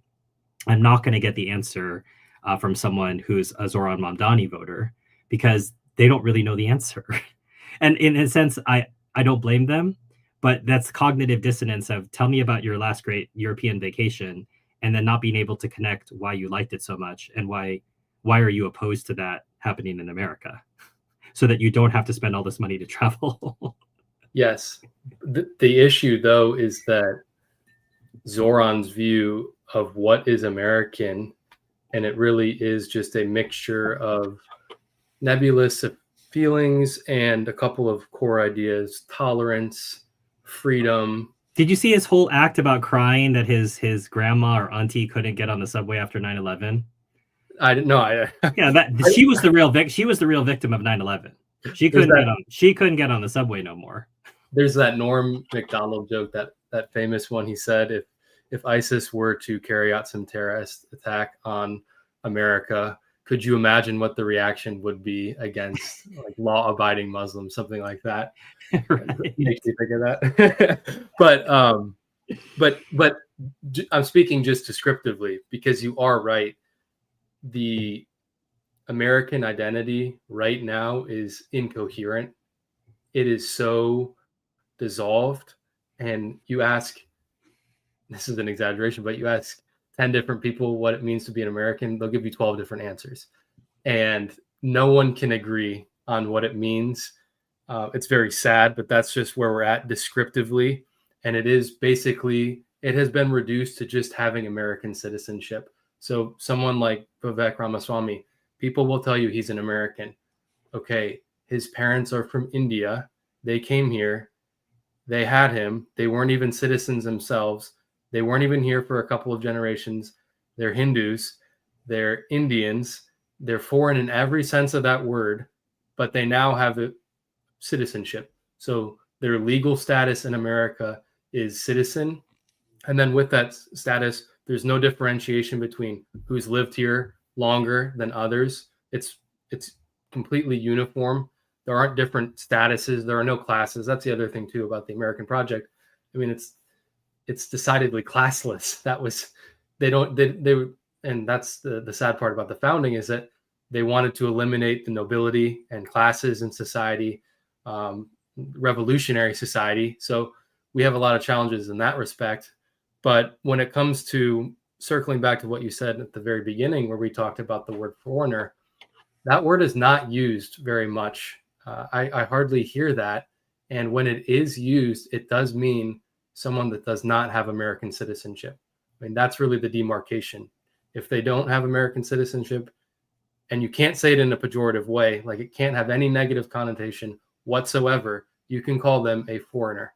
And that, like, a completely sanitized, they're equal in every way, but they just happen to be a foreigner.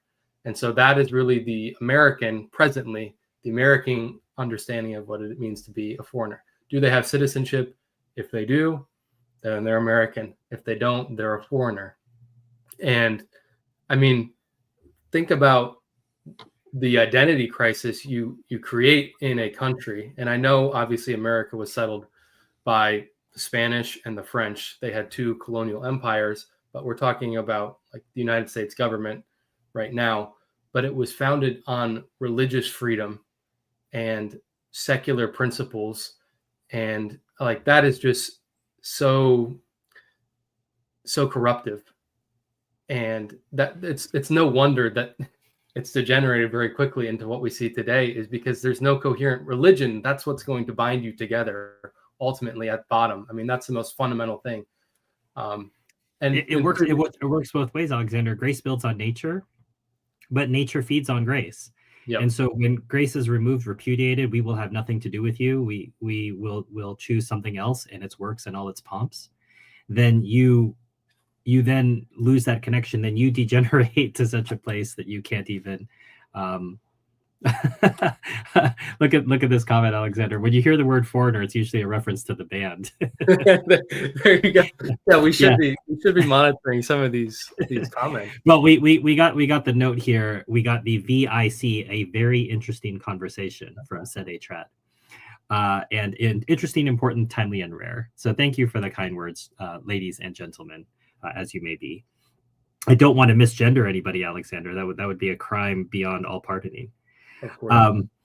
Well, it's a weeknight, and I know you've got work the next day. I certainly do. I said I was going to wrap this up, but it's what we would call a Southern farewell or an Irish farewell. We started saying goodbye about 20 minutes ago when I said we were going to wrap up the conversation. But I think I want to end with an identification, because obviously we're Americans, and I want to always sort of bring this back to a relation to Americans of a distinctness from the founding. If we look at the Constitution and the 3/5 Compromise, which was related to how Southerners would be able to vote in relation to their slave populations, we're already talking about two different Americas. You introduce Louisiana Purchase and you get the Midwest. You have the Mexican-American War, and you get California and the Southwest. And then you have 54-40 fight, and we incorporate the Pacific Northwest. Mm-hmm. Gadsden Purchase finishes up Arizona, New Mexico. Was there ever a hope for a coherent America? Because before the war, we already had an entirely different vision. I know this will sound funny to you, but when I think about coherence, about nationhood, I often think about writers like Noam Chomsky, who talk about the idea that a nation is a group of people who have an idea of how to live the good life. They have a coherent idea of that. In the beginning of America, this was already divided. The time of the Constitution, the people in the South had an entirely different notion of what the good life meant from the people in the North. And at the very heart of the American experiment, it was a compromise in relation to the difference of their worldviews. And as the American continent expanded, sometimes lawfully, sometimes immorally, mm-hmm. we have people like de Tocqueville and Chesterton who come over and look for themselves and make very prescient observations. I just recently finished What I Saw in America, which is a collection of essays by Chesterton. And if you have not read Democracy in America and you are an American of voting age, you owe it to yourself to read what this man saw in 1830 already in America, the way that Americans thought of themselves in 1830. We already saw at the beginning of the American Republic very different notions of what the good life is and how to live it. Unless a society has a coherent view of what the good life is and how to live it, it cannot make laws to perpetuate and protect that. And Correct. that is at the very heart of the failure of America as a country now. It's been failing for a long time, but we're seeing it fail in a great way. And one of the ways I would see it poetically, in a sense, is Trump's recent demolition of the East Wing of the White House. The White House, as this, you could say, patrimony of the country. If I'm in America, this is something that belongs to us, and it's something that goes to the person who takes care of our country. It's not yours. It's something that you steward. And Trump, in his way, is doing what is the current way of operating among his cronies, which is, I'm going to destroy it and build a mall and a monument. I'm waiting for it to be sponsored. Can you imagine, Alexander? It's going to be the East Wing Ballroom sponsored by T-Mobile or something. I would have absolutely no surprise if that happened under Trump, right?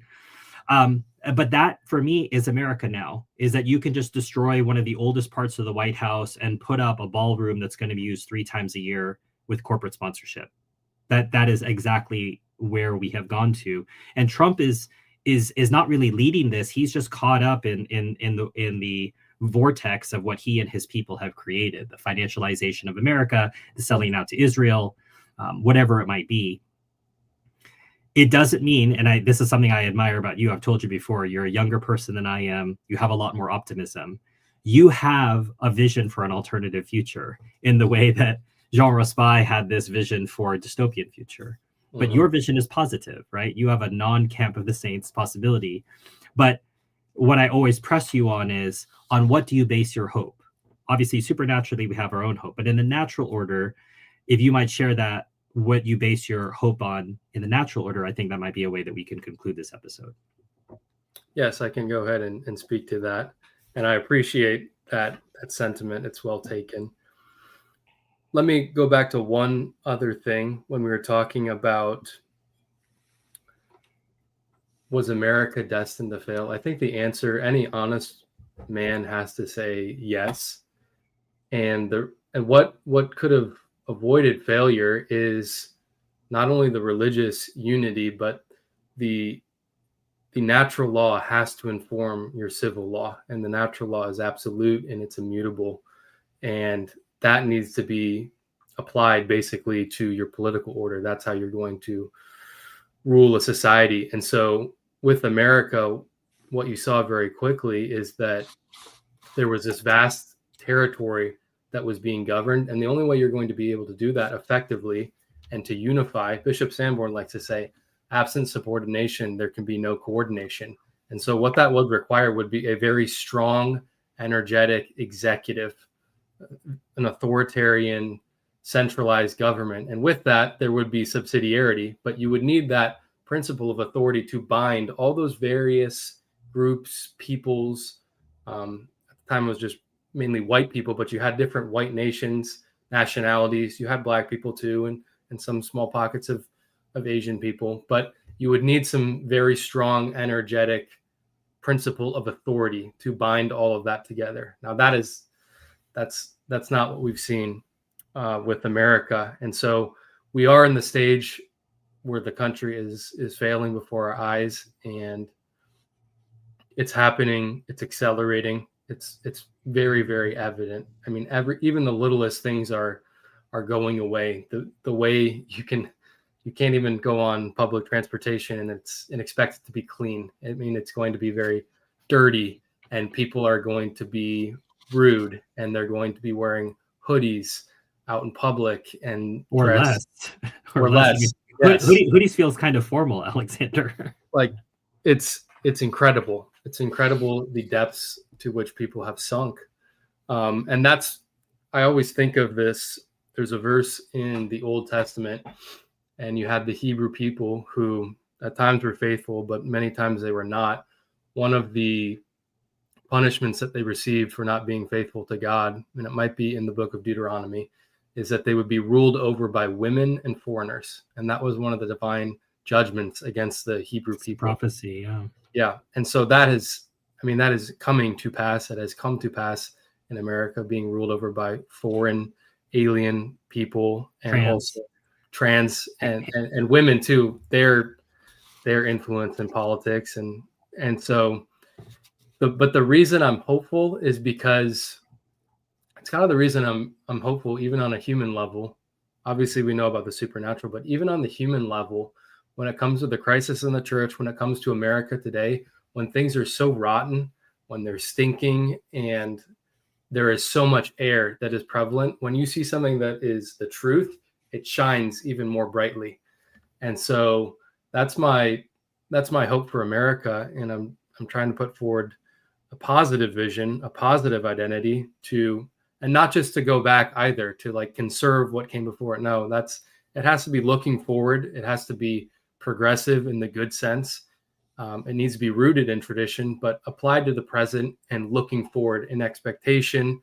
And so that's kind of my hope. And then also with the young people in America, the young white men, the Catholics that are here, starting to work together, to cooperate, to show solidarity to fellow Catholics, to fellow nationals, American nationals, what that means.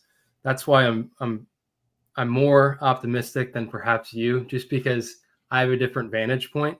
But it is, of course, it's terribly difficult, and it is an uphill battle, and it is going to require the grace of God to have a real victory. But that's kind of my feelings on things, and why ultimately I am hopeful, and there's just so much opportunity. And just to give some context to people who don't know Alexander and I's relationship, there's a generation between us age-wise. Yes. So when he's not a near contemporary giving his perspective. And that's why I say I'm always impressed by it, because I'm sure that's how I felt 20 years ago. Well, I'll talk to people that are older, and I understand where they're coming from. They're saying that's your youth, that's naivete, that's understandable. And I get that. Alexander, when I was your age, I was going to political conventions for the Constitution Party in California, which is there called the American Independent Party. And they were making resolutions for how they wanted to amend the Constitution and how they were going to get people. And it never went anywhere. But these were people who really, let's say, believed in trying to do something. And that's where I was, I think, I'm not trying to mock what you're saying. I can't ignore my own life experience, but the reason I asked you to share that is because I want people to know where you're coming from, and I appreciate that. We have a few comments if you'll let me read them. Oh yeah. We have "Read Far and Wide" by Douglas Reed, a foreign traveler's view of America, written in 1950. Stephen, you would love it. I have written it down. It will be added to my wish list after the stream. That sounds familiar. That author's name, Douglas Reed. I think, if my memory serves me, Father Fahey mentioned him in the Kingship of Christ. Oh, well, I mean, if Father Fahey, or as the Irish might insist, some of my ancestors might insist on pronouncing Fahey. If he recommends him, then I'm in. That's like the Williamson imprimatur. Right. Sede Trad 47. Do you all reject the narrative that in this country white people oppressed other races? And Didymus responds, my white ancestors definitely oppressed my American Indian ancestors, but what can you do? It's just history and can't define the future forever. And responds, I agree, you can't hold these things against people. So, and I think that's a PS. I was trying to wrap up, but we might get pulled into another discussion there. I've got a little bit more time, so we can open that can of worms. He wrote Controversy of Zion too. Oh, what is that about, Martha? Okay, so tune in for a future stream. My suspicion is that Father Fahey mentioned. Right. I suppose I don't say when I hear oppression, obviously that word clicks off on a number of things for people. I just prefer to say we were dishonest. For me, I always look back to the Black Hills Treaty. We told the Sioux it was their land forever until, of course, gold was discovered. And then we decided it wasn't their land forever, even though they didn't believe in private ownership of property. We defined it for them. We put it in a treaty. We told them to sign it. They signed it. And then we dishonored the treaty. We did that hundreds of times. So is that oppression? No, it's just dishonesty. Were we dishonest with the native people? Hundreds of times. If you want, I did a live stream with the gentleman I said, Dustin Neely, The Earth is Weeping. I would refer you to Helen Hunt Jackson's A Century of Dishonor. It's unpleasant. I think people are unwilling to look back and say, my ancestors made some poor decisions. It doesn't mean that they were entirely stained as a people. This is obviously what has been taught to young people in Germany. And I have to hear them, flagellate themselves whenever they talk to me about their past. What am I, I feel like I'm in a movie when I talk to these people sometimes. The reason why I bring that up, though, is because it could be the reason why people get so upset over this debate, what is best for white people.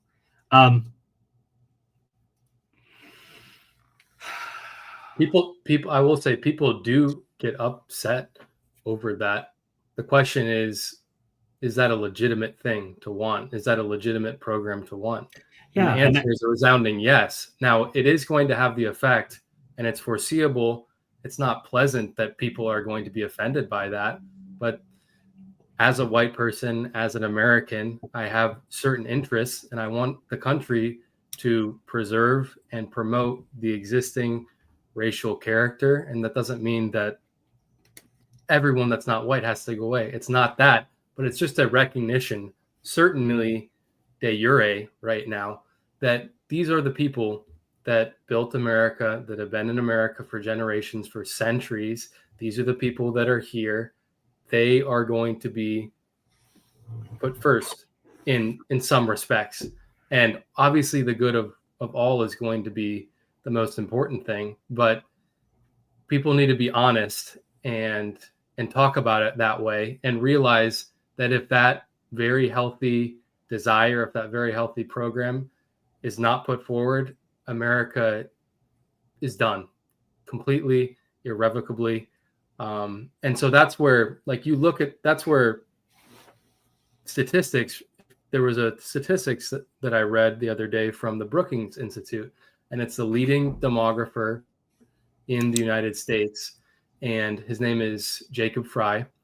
And I'm not sure if he's Jewish. He might be, but that's probably worth looking into. But he reported in his study that in 2020, for those under the age of 18, America became majority minority. And in the next couple of years, the next age bracket, I think it's like mid-20s, they're going to be majority minority, the existing U.S. population. And so, like we were talking about earlier, in about 2040, America is going to be, especially with the rate at which immigration is continuing, legal immigration, it's going to become majority minority. And most people, most Americans, most white Americans have not thought about that reality, what are the implications and the ramifications of that, what the society is going to be transformed into. And so it is regrettable that people are going to take offense at that, but it's unfortunate, but it ultimately doesn't matter. And I would add on to, I associate myself with most of what Alexander had to say. And I would say that there's a false dichotomy of saying I agree with the statement saying, well, what is best for white people? What is best for brown people? What is best for yellow people? And I use that as an apologetic for, yes, it was best for white people that we massacred unarmed men, women, and children at Wounded Knee. That isn't, by saying, yes, I believe in doing what's best for my race, that means I'm defending every wrong thing that's ever been done. That's incongruous. And I think that's what's interesting is the more I read perspectives, I read Black Hawk, I read whatever Indian leaders had to say, there was a real acknowledgement of reality among the most enlightened Indian leaders. And that's part of it, is you have to push back against these narratives signaled by people, say, well, this is their land and they should just all kick you out and, you're invaders and etc. Indians didn't have that concept. There wasn't an Indian nation with borders here when Europeans started coming and they were asked for their passports and asked for their visas. That wasn't how things have worked for most of civilization all around the world. People moved around and that was fine. And the Indians themselves, if you study Indian history, And even using that word, there are different tribes, and they want to be called Lakotas. Want to be called Lakotas, especially if you talk to them. I've had a lot of really wonderful conversations with Lakota people, but they very much say, "We please don't call us Indians. We like to be called Lakota." Okay, fine. They don't even like being called Sioux. And so that idea, they fought other Indian races. They oppressed other Indian races. They enslaved other Indian races. I'm going to Mexico City next week, home of one of the most oppressive native races on this continent, which enslaved all of their peoples around them, which is why Cortez was so easily able to get allies to defeat the Aztecs, is because the Aztecs oppressed and enslaved everyone around them. So this narrative that enslavement and oppression is something invented by the white man and not something endemic to human nature, and that is something that we have to purge out of ourselves, where we look down on other people and we don't seek to elevate them in the way that Christianity asks us to. There's also this notion, even within a, you could say, liberal film like Dances with Wolves. The Kevin Costner character is talking to one of his Indian friends, and they're saying, well, how many, white men are coming? And he either, I don't remember if he picks up dirt and lets the dirt go, or he points up to the stars, but he says, as many as the stars. And it dawns on them, and I see this in other native writings, the idea of what was happening. They saw that another race with superior weapons, technology, population, just sheer numbers of people, they were going to bring that dwarf their populations. If we lined up all of the Indian tribes together and we were to have them war against the whites, they would just lose on numbers. And they knew that. And they said, our time is passing.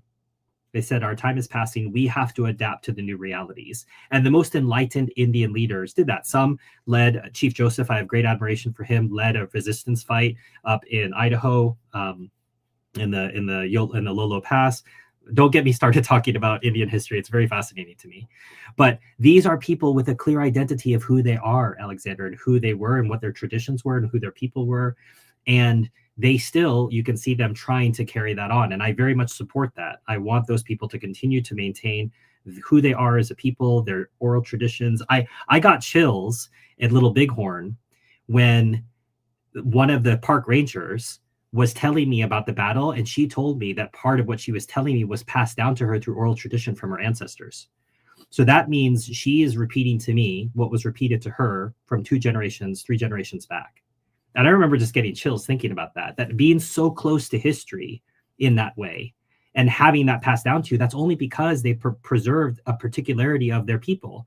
That meant that her grandmother married someone else in the tribe and they stayed in their race so that she could convey that story to me, And so I suppose part of why I'm passionate about Indian affairs in the United States is because that is the struggle of people trying to remain who they are, and they tried to make treaties with this new people coming in.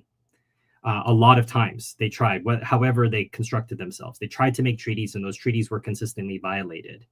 And I think you can still say you want to do something that's right for the white man and be honest about the dishonesty of this treatment and say, we can do better. And we don't own that. We don't say that was wonderful, and educate yourself about what happened. And one thing just to add on that before we go into this one, it's so important to draw distinctions because you can, like you were talking about, you need to distinguish between the immorality and certainly the white people that came to America, particularly the British, because that's the other relevant distinction. The project that the British embarked on was very different than that of the French, that of the Spanish, even though they were all colonizing. And so you need to immediately distinguish, because colonization in itself is legitimate. You just need to have good reasons for it. And then you can also talk about, were those abuses, were those things that were cruel, the dishonesty, which is immoral and sinful, was that essential to that project of colonization, or was it accidental? And start to talk about it in that kind of way. And so it's not this very shallow way of looking at the world through oppressed versus oppressor, because there are going to be certain instances where oppression happens, and it's not to say that it's legitimate necessarily, but it could be accidental and it could bring out something even greater. And so that's where like white people need to study the history, understand what was done dishonestly, what was done in an honest way. But what was unique about the Indians is that they were not civilized. They didn't have a concept of private property. They were moving around. And so the way society operates is on titles, legal structures in place. It's not like the Indians could claim a title to the land, which is one of the reasons you could justify colonization, is that the Indians were just moving around the American continent from place to place, Right, nomads. but when we circumscribe them and say you live here and we're giving this land to you, Oh then you yeah, have yeah, yeah, yeah, no, yeah. yeah. I'm not trying to justify any of, like, there were a lot of treaties like that where they were just dishonest and they were cheating them, and that's unjust. But what I'm talking about is just like the European civilizations were very different than the Indian civilizations, and there was a lot of diversity even with them, and they were warring with one another. So it's a very complex picture, and it's not just what we were told in, it's kind of cliche to say, but what we were told in school growing up in like a textbook. Right. And I think what's interesting to note, as I say, I suppose part of why the conversation is flowing so smoothly between Alexander and I, we've met in person.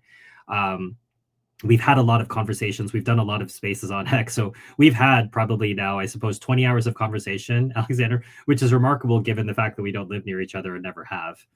But even when we look at the English colonization, it was divided. So you have the New England, which was a religious colonization, Mm-hmm. an intolerant religious colonization from the people who asked for toleration. Fanatical Protestants. Right. And then we had the Anglicans who settled in the South. So even within the English, there was a subdivision. There was an easiness between the French and the Spanish. That's why when the Spanish left Louisiana, they were able to leave their garrisons in place and the French were fine with it. Not only because their monarchs were on good terms with each other, but fine, you already have your garrison here. The garrison can work for the French while still maintaining their own separate traditions. Mm-hmm. So French and Spanish colonization, which has its entirely different character, and how different could the United States have been, right, if Louisiana hadn't been sold? And you have this giant portion of the Midwest of the United States that's French Catholic. Don't get me excited.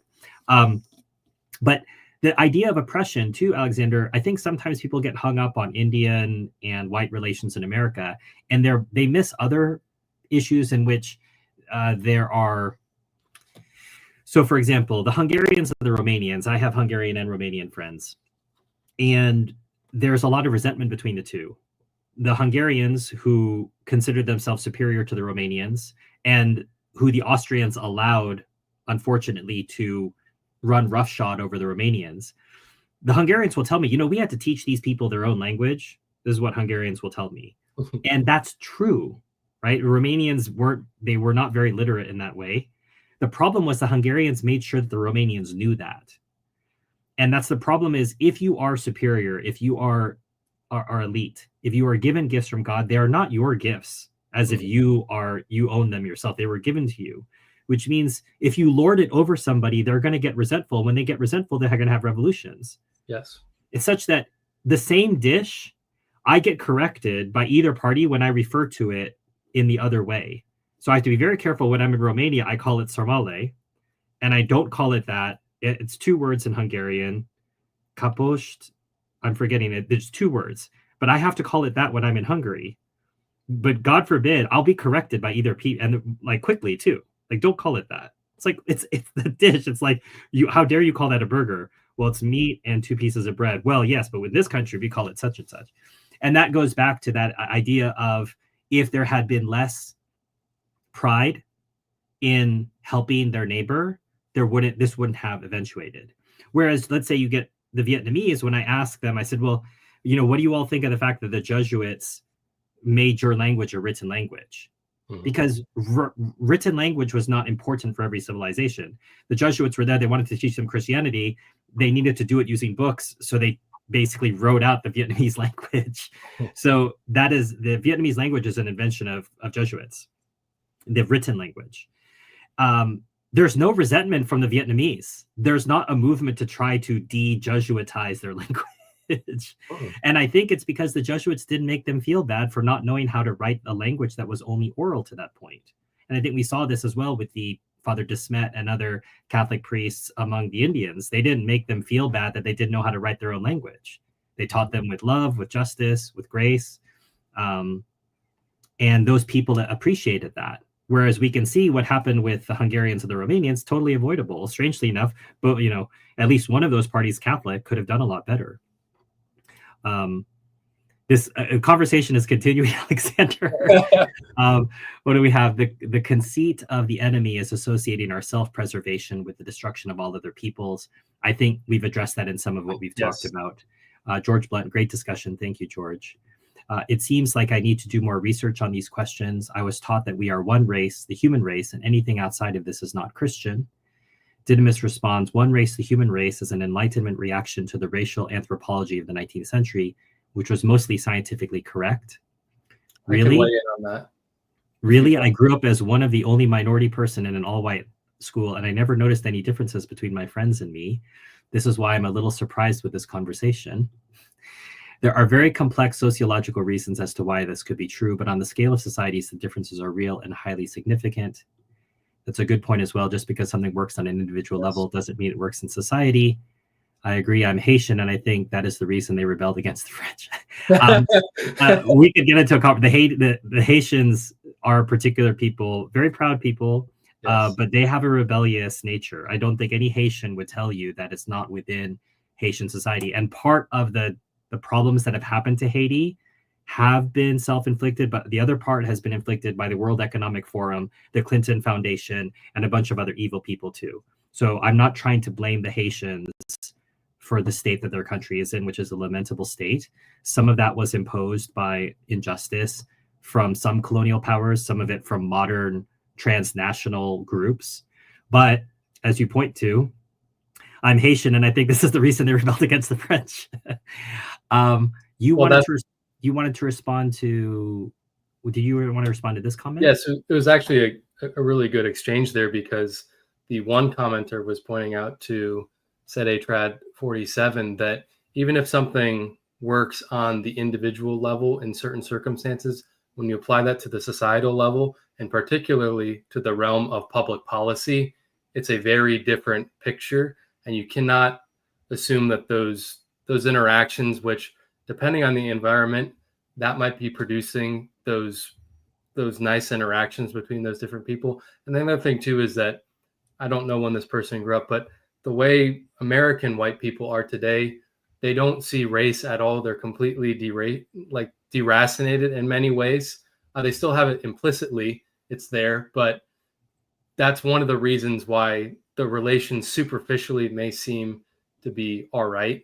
But the biggest point I want to make is, like, on the level of society, on the level of public policy, you can't just scale up those private interactions and think that they're going to work, or that it's desirable even that you can unify along multiracialism and all these big differences between peoples and cultures and just their manners and that kind of thing.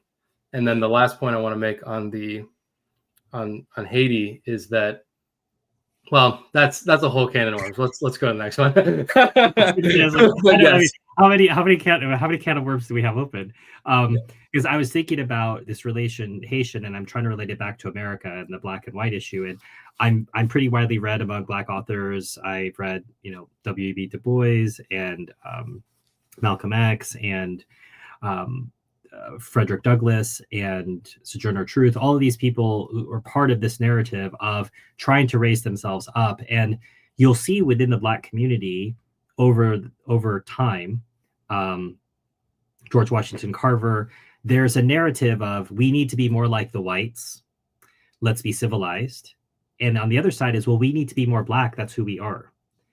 Both of them are correct.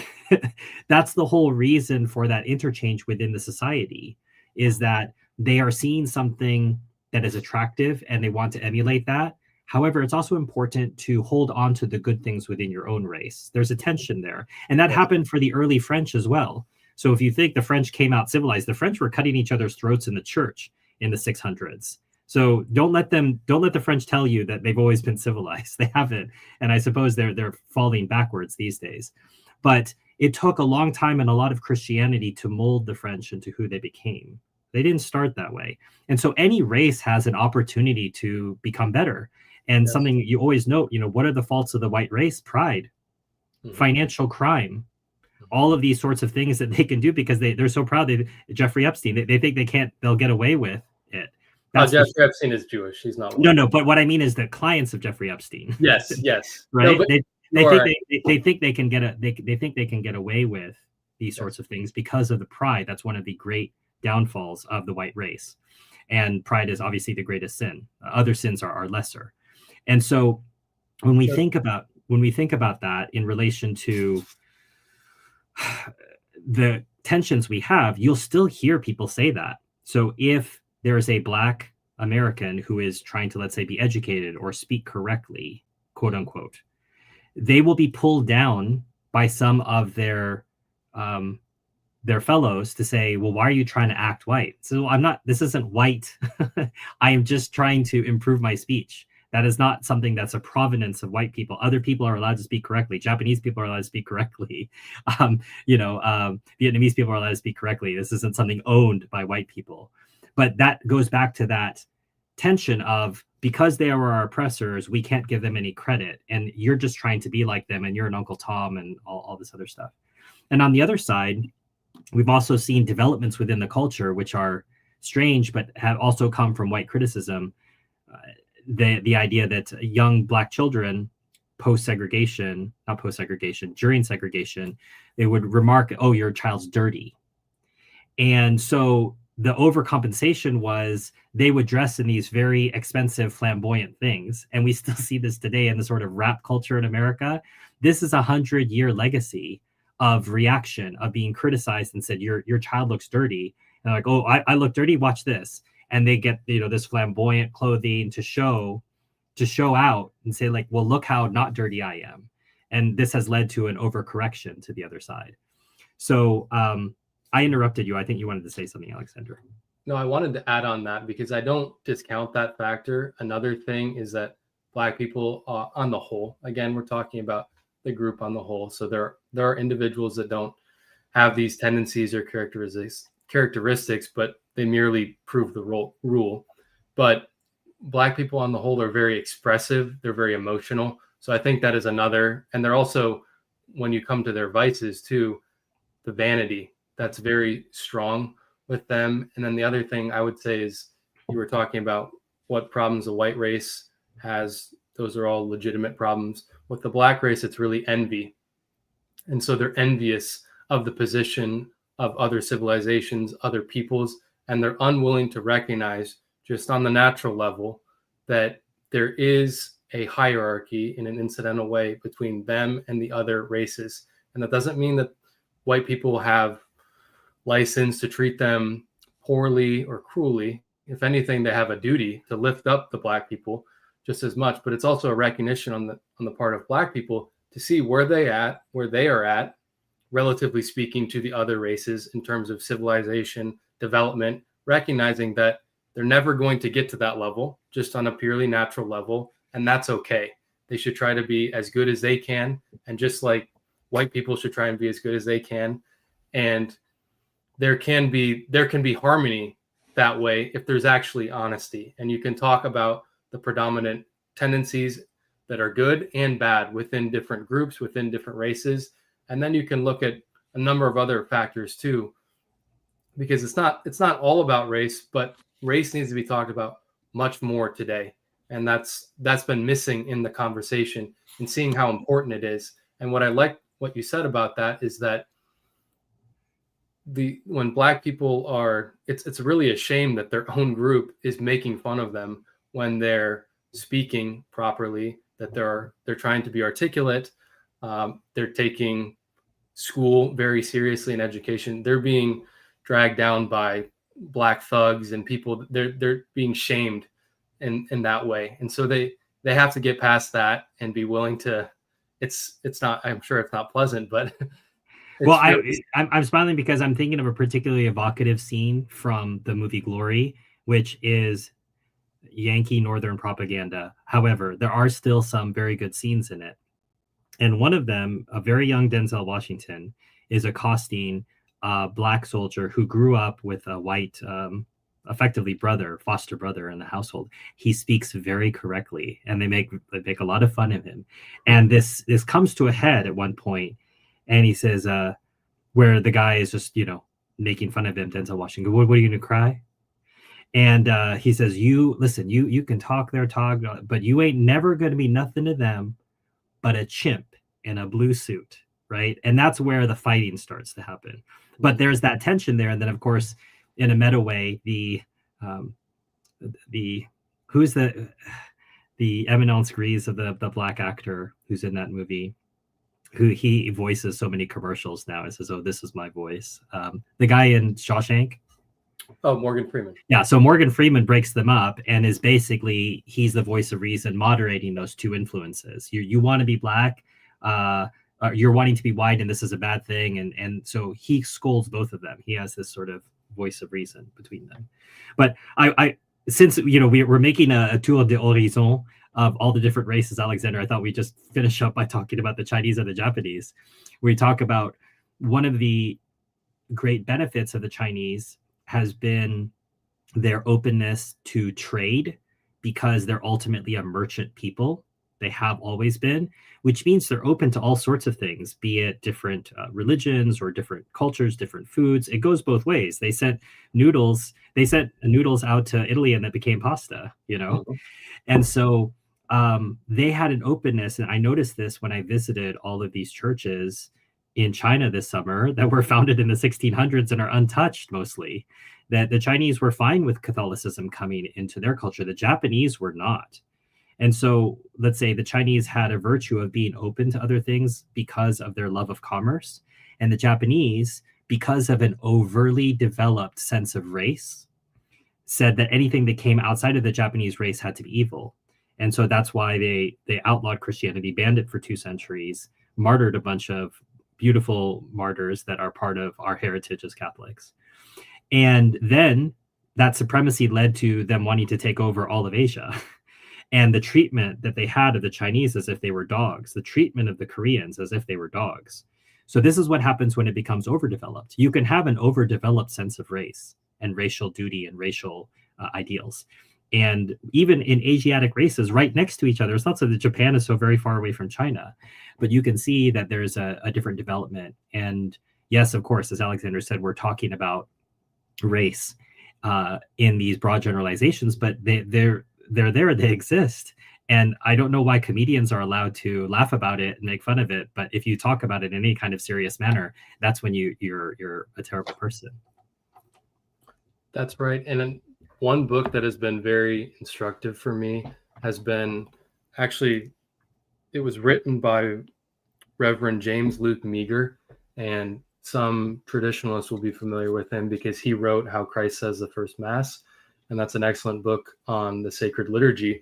But he also wrote a lesser known work, and this one is not well known at all. It's called The Religions of the World, and he actually goes through, he has a background in ethnology.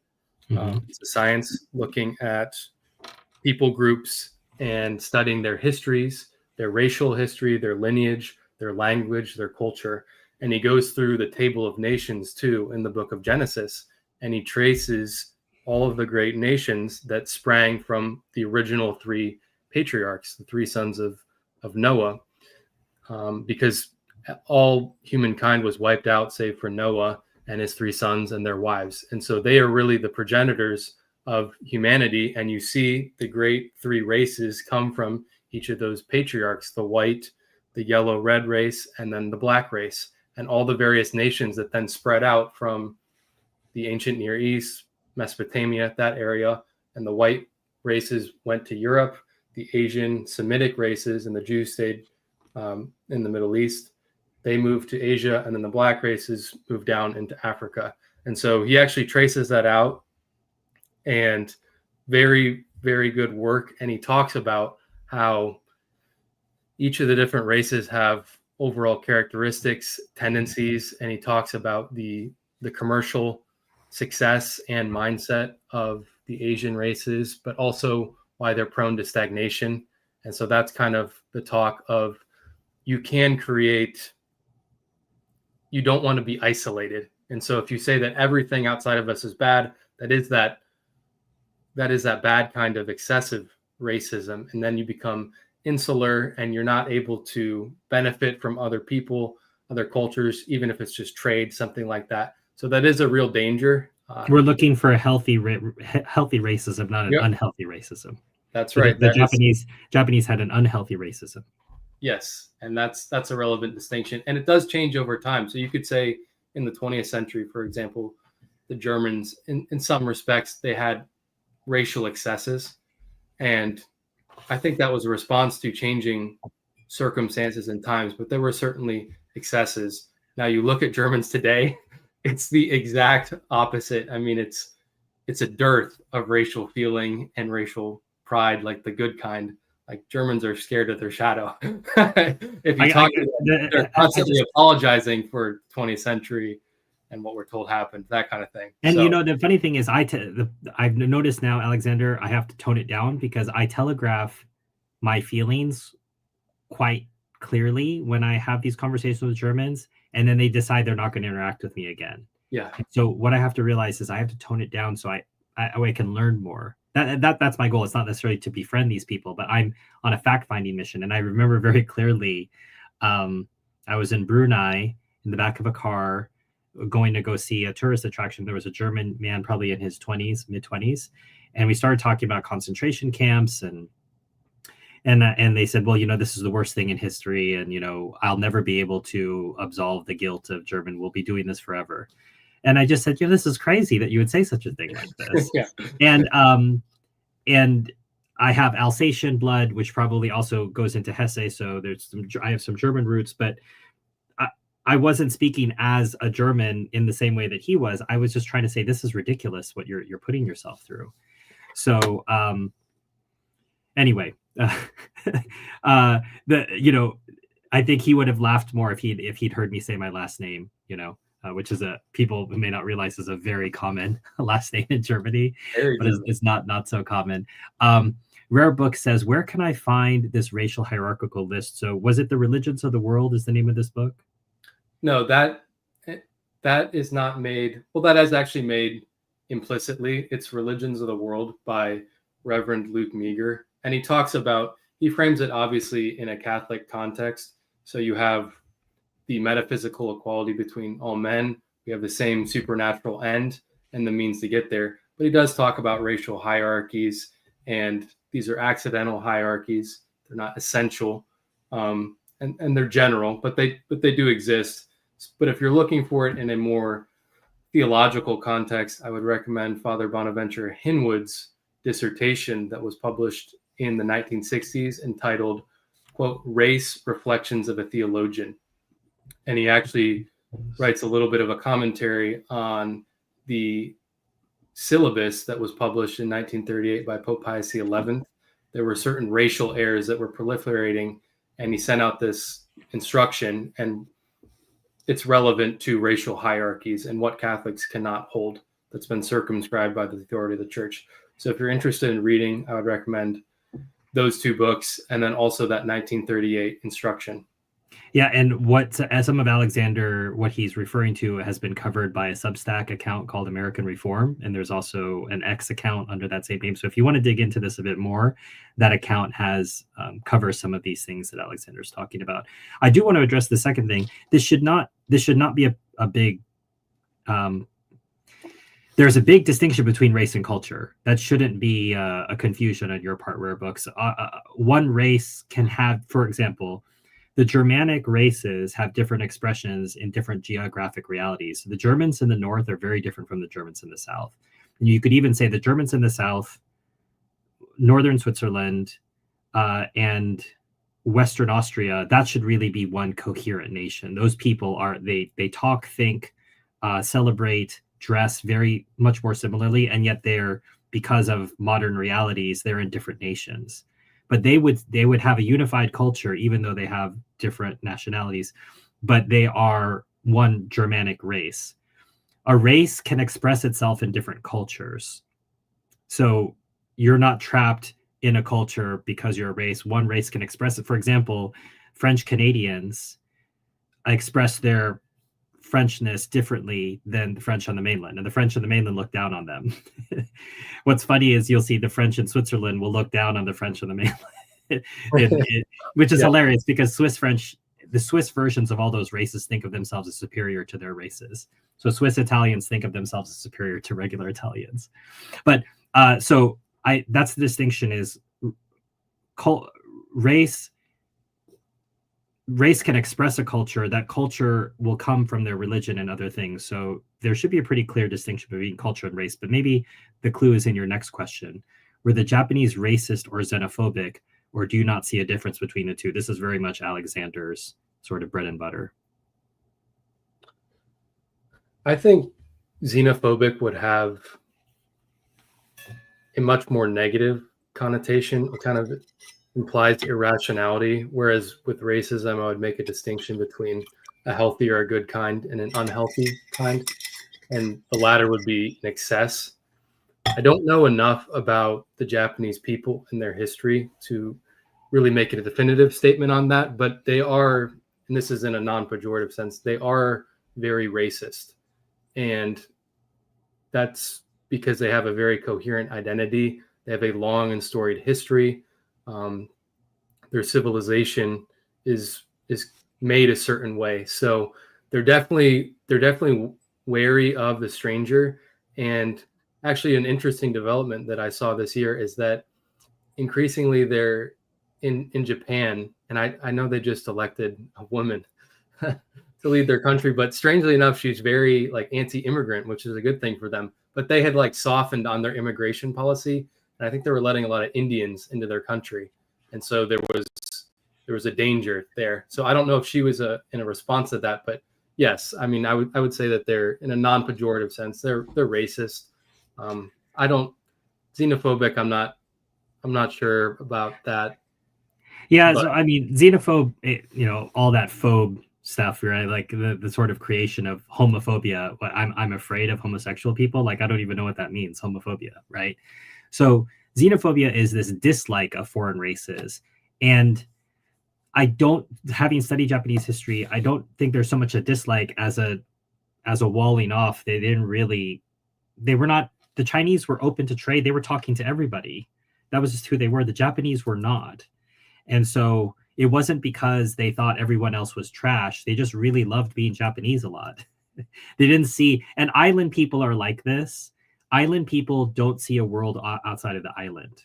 They have everything they need on the island. That's how they think, whether that's true or not. Having been born on an island and being an island person myself, I identify with this.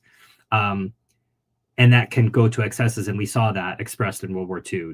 I always find it troubling when people try to associate what was going on in Italy with what was going on in Germany, which was going on in Japan. That's a very lazy connection. They all had very different things going on. There was a through line, but the through line was excess. There wasn't a through line of, well, that's another conversation. Real quick, I just want to provide a good definition. And so this is coming from Pope Pius XI. And this was in a broadcast message he gave in 1954. And he actually gave a very good definition of culture, because this is kind of something that people talk about and there's this intuitive understanding of it, but I think it's good to have a solid definition.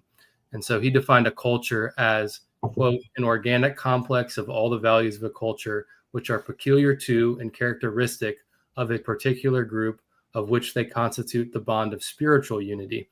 In its essence, it is something non-political, and hence not a cause of dissolution in the community of mankind. It only becomes a disruptive force when abused for political purposes.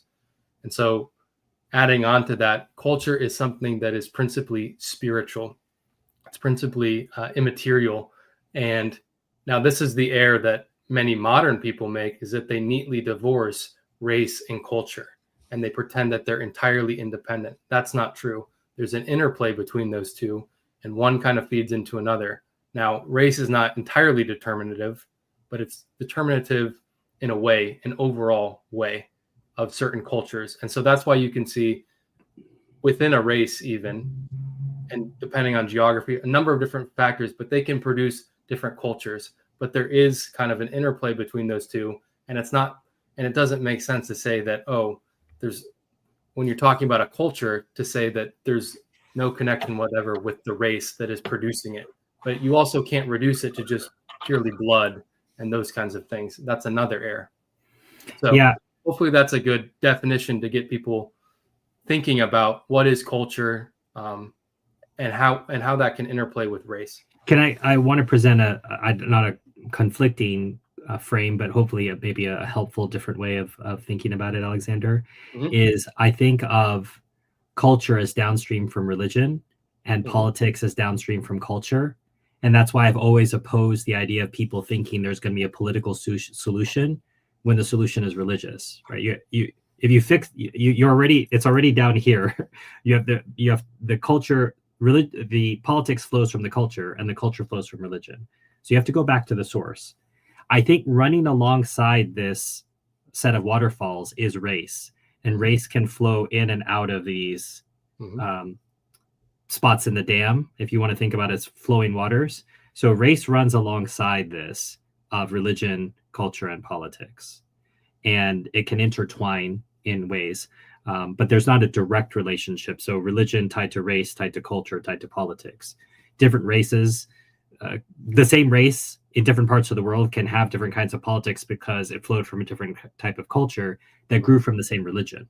Yes. You can see that how, the French in Martinique and the Caribbean, how they express themselves grows from religion, grows from a culture that was formed from a religion. And so in a sense, there's still a sort of preservation there, even though it's somewhat stripped away now. Let's see. We've got Japanese Pan-Asian tendencies were in their best form, a very positive racial harmony among related peoples. I can confirm island people are like that. This is our Haitian viewer. Yes. During the 1940s, the Japanese pan-racial tendencies. Thank you for your answers. I will check out the materials mentioned. And Alexander, I want to let you have the penultimate word, because I was going to close with my favorite preface in the Missal, which is the newest preface in the Missal. It dates from 1925. And I always get very emotional when I hear it during Mass, in part because I think this only happens once a year. We only read this preface once a year, but it's one of the most beautiful prefaces in the Missal. And I'll try not to get emotional as I read it, but it is the preface for the Feast of Christ the King. And it is ultimately, I suppose, what all of this is pointing towards, is that we want, when I say we, I'm hoping to speak positively for Alexander and myself, all the different races, the cultures that they embody, the nations that are currently on the earth, to be in submission to our Lord. And they can do that and still preserve their differences. That's the wonderful thing. You can be unified in your worship of the King of the universe and still hold on to who you are as a person and express that to God, that their Filipino Catholicism is different from Irish Catholicism, and that's okay. So I'm going to read from this, and then I'm going to give you the last word, Alexander. It is truly meet and just, right and profitable for us at all times and in all places to give thanks to thee, O Lord, the Holy One, the Father Almighty, the everlasting God, who didst anoint with the oil of gladness thine only begotten Son, our Lord Jesus Christ, eternal priest and King of the universe, that, offering himself as a stainless peace offering on the altar of the cross, he might fulfill the pledges of man's redemption, and, having all creatures subject to his power, might deliver to thy sublime majesty an eternal and universal kingdom, a kingdom of truth and life, a kingdom of holiness and grace, a kingdom of justice, love, and peace. And therefore, with the angels and archangels, and goes into the Sanctus. All right, I made it through that. Alexander, you've got the last word, and we will finally wrap up 45 minutes after we said we were going to wrap up. No, it's a beautiful prayer, and it's very rich. And I want to add one final thing. It's hard to follow that, but in Galatians chapter 3, verse 28, St. Paul it's the famous, there's neither Greek nor Jew nor Gentile, for we're all one in Christ Jesus. And it's really a shame the way that verse has been twisted by liberals in modern times, because it actually speaks to very important truths. It's just that they have to be understood properly. And there is a supernatural order. And in that way, in the Catholic faith, we are all equal before our Lord. We're going to face the same judgment. We have the same means to get there, the sacraments. We have one church. So the goal is for all the different nations and the races to enter that church and to journey on their way to eternal salvation. The problem, though, is when you don't make that distinction between the natural and the supernatural, and then you're forcing the leveling, like the racial leveling, the cosmopolitanism on all of the different nations, and bringing them down to the lowest common denominator, and destroying all those natural goods and differences that ought to be lifted up and cultivated. And so I think that's a good picture to leave everyone on, and to meditate on Galatians 3:8, and then especially St. Augustine's commentary on that verse. And so if I can close with that, it's that universality and particularity properly understood, and how they work in harmony. Yeah, it goes against common sense to believe that there is not a love. Are we expected to believe that St. Patrick doesn't care about the Irish more than other races? Are we expected to believe that St. Boniface cares about the Germans equally to other races? Why is there an angel of Portugal? Yeah. Why is Our Lady? Are we supposed to believe the angel of Portugal also cares about Spain as much as he cares about Portugal? Why is he the angel of Portugal then? So there are particularities they're all part of a greater plan. Mm-hmm. So the problem is when we see these particularities and these quote unquote favoritisms as something negative, as opposed to something outside of our sight. Why does that exist? The reason it's on my mind is in the Basilica in St. Louis, depending on who the bishop was, either St. Boniface or St. Patrick would get bigger in the mosaic. And you see this, if you look up in the mosaic above the high altar, you can see the sort of distortion that happened. But that's funny. I think it's funny, but it's related to a truth, which is there are national patrons. And St. Patrick is the patron saint of Nigeria. Mm-hmm. He has a great love for Nigeria, more so than other African states that he's not the patron saint of. That's just reality. And as Father Disposito so often says on X, deal with it. All right. Well, before we get down to another road, this has been our least disciplined discussion ever, Alexander. So we'll have to get more disciplined on our next one. But I appreciated the conversation, and thank you all for stopping by. Keep the discussion happening in the comments. We got a lot of wonderful recommendations from books, both from Alexander and the chat. And if you got more books for us to learn, please put that in the comments. Alexander will monitor this. I will try to send him any comments that he misses. And we will see you. I don't know if he'll come back for another discussion after keeping him for 2.5 hours this time. But if you want him to come back and discuss something else, please feel free to put that in the chat as well. Thanks, Alexander. Thank you, Stephen. I would be happy.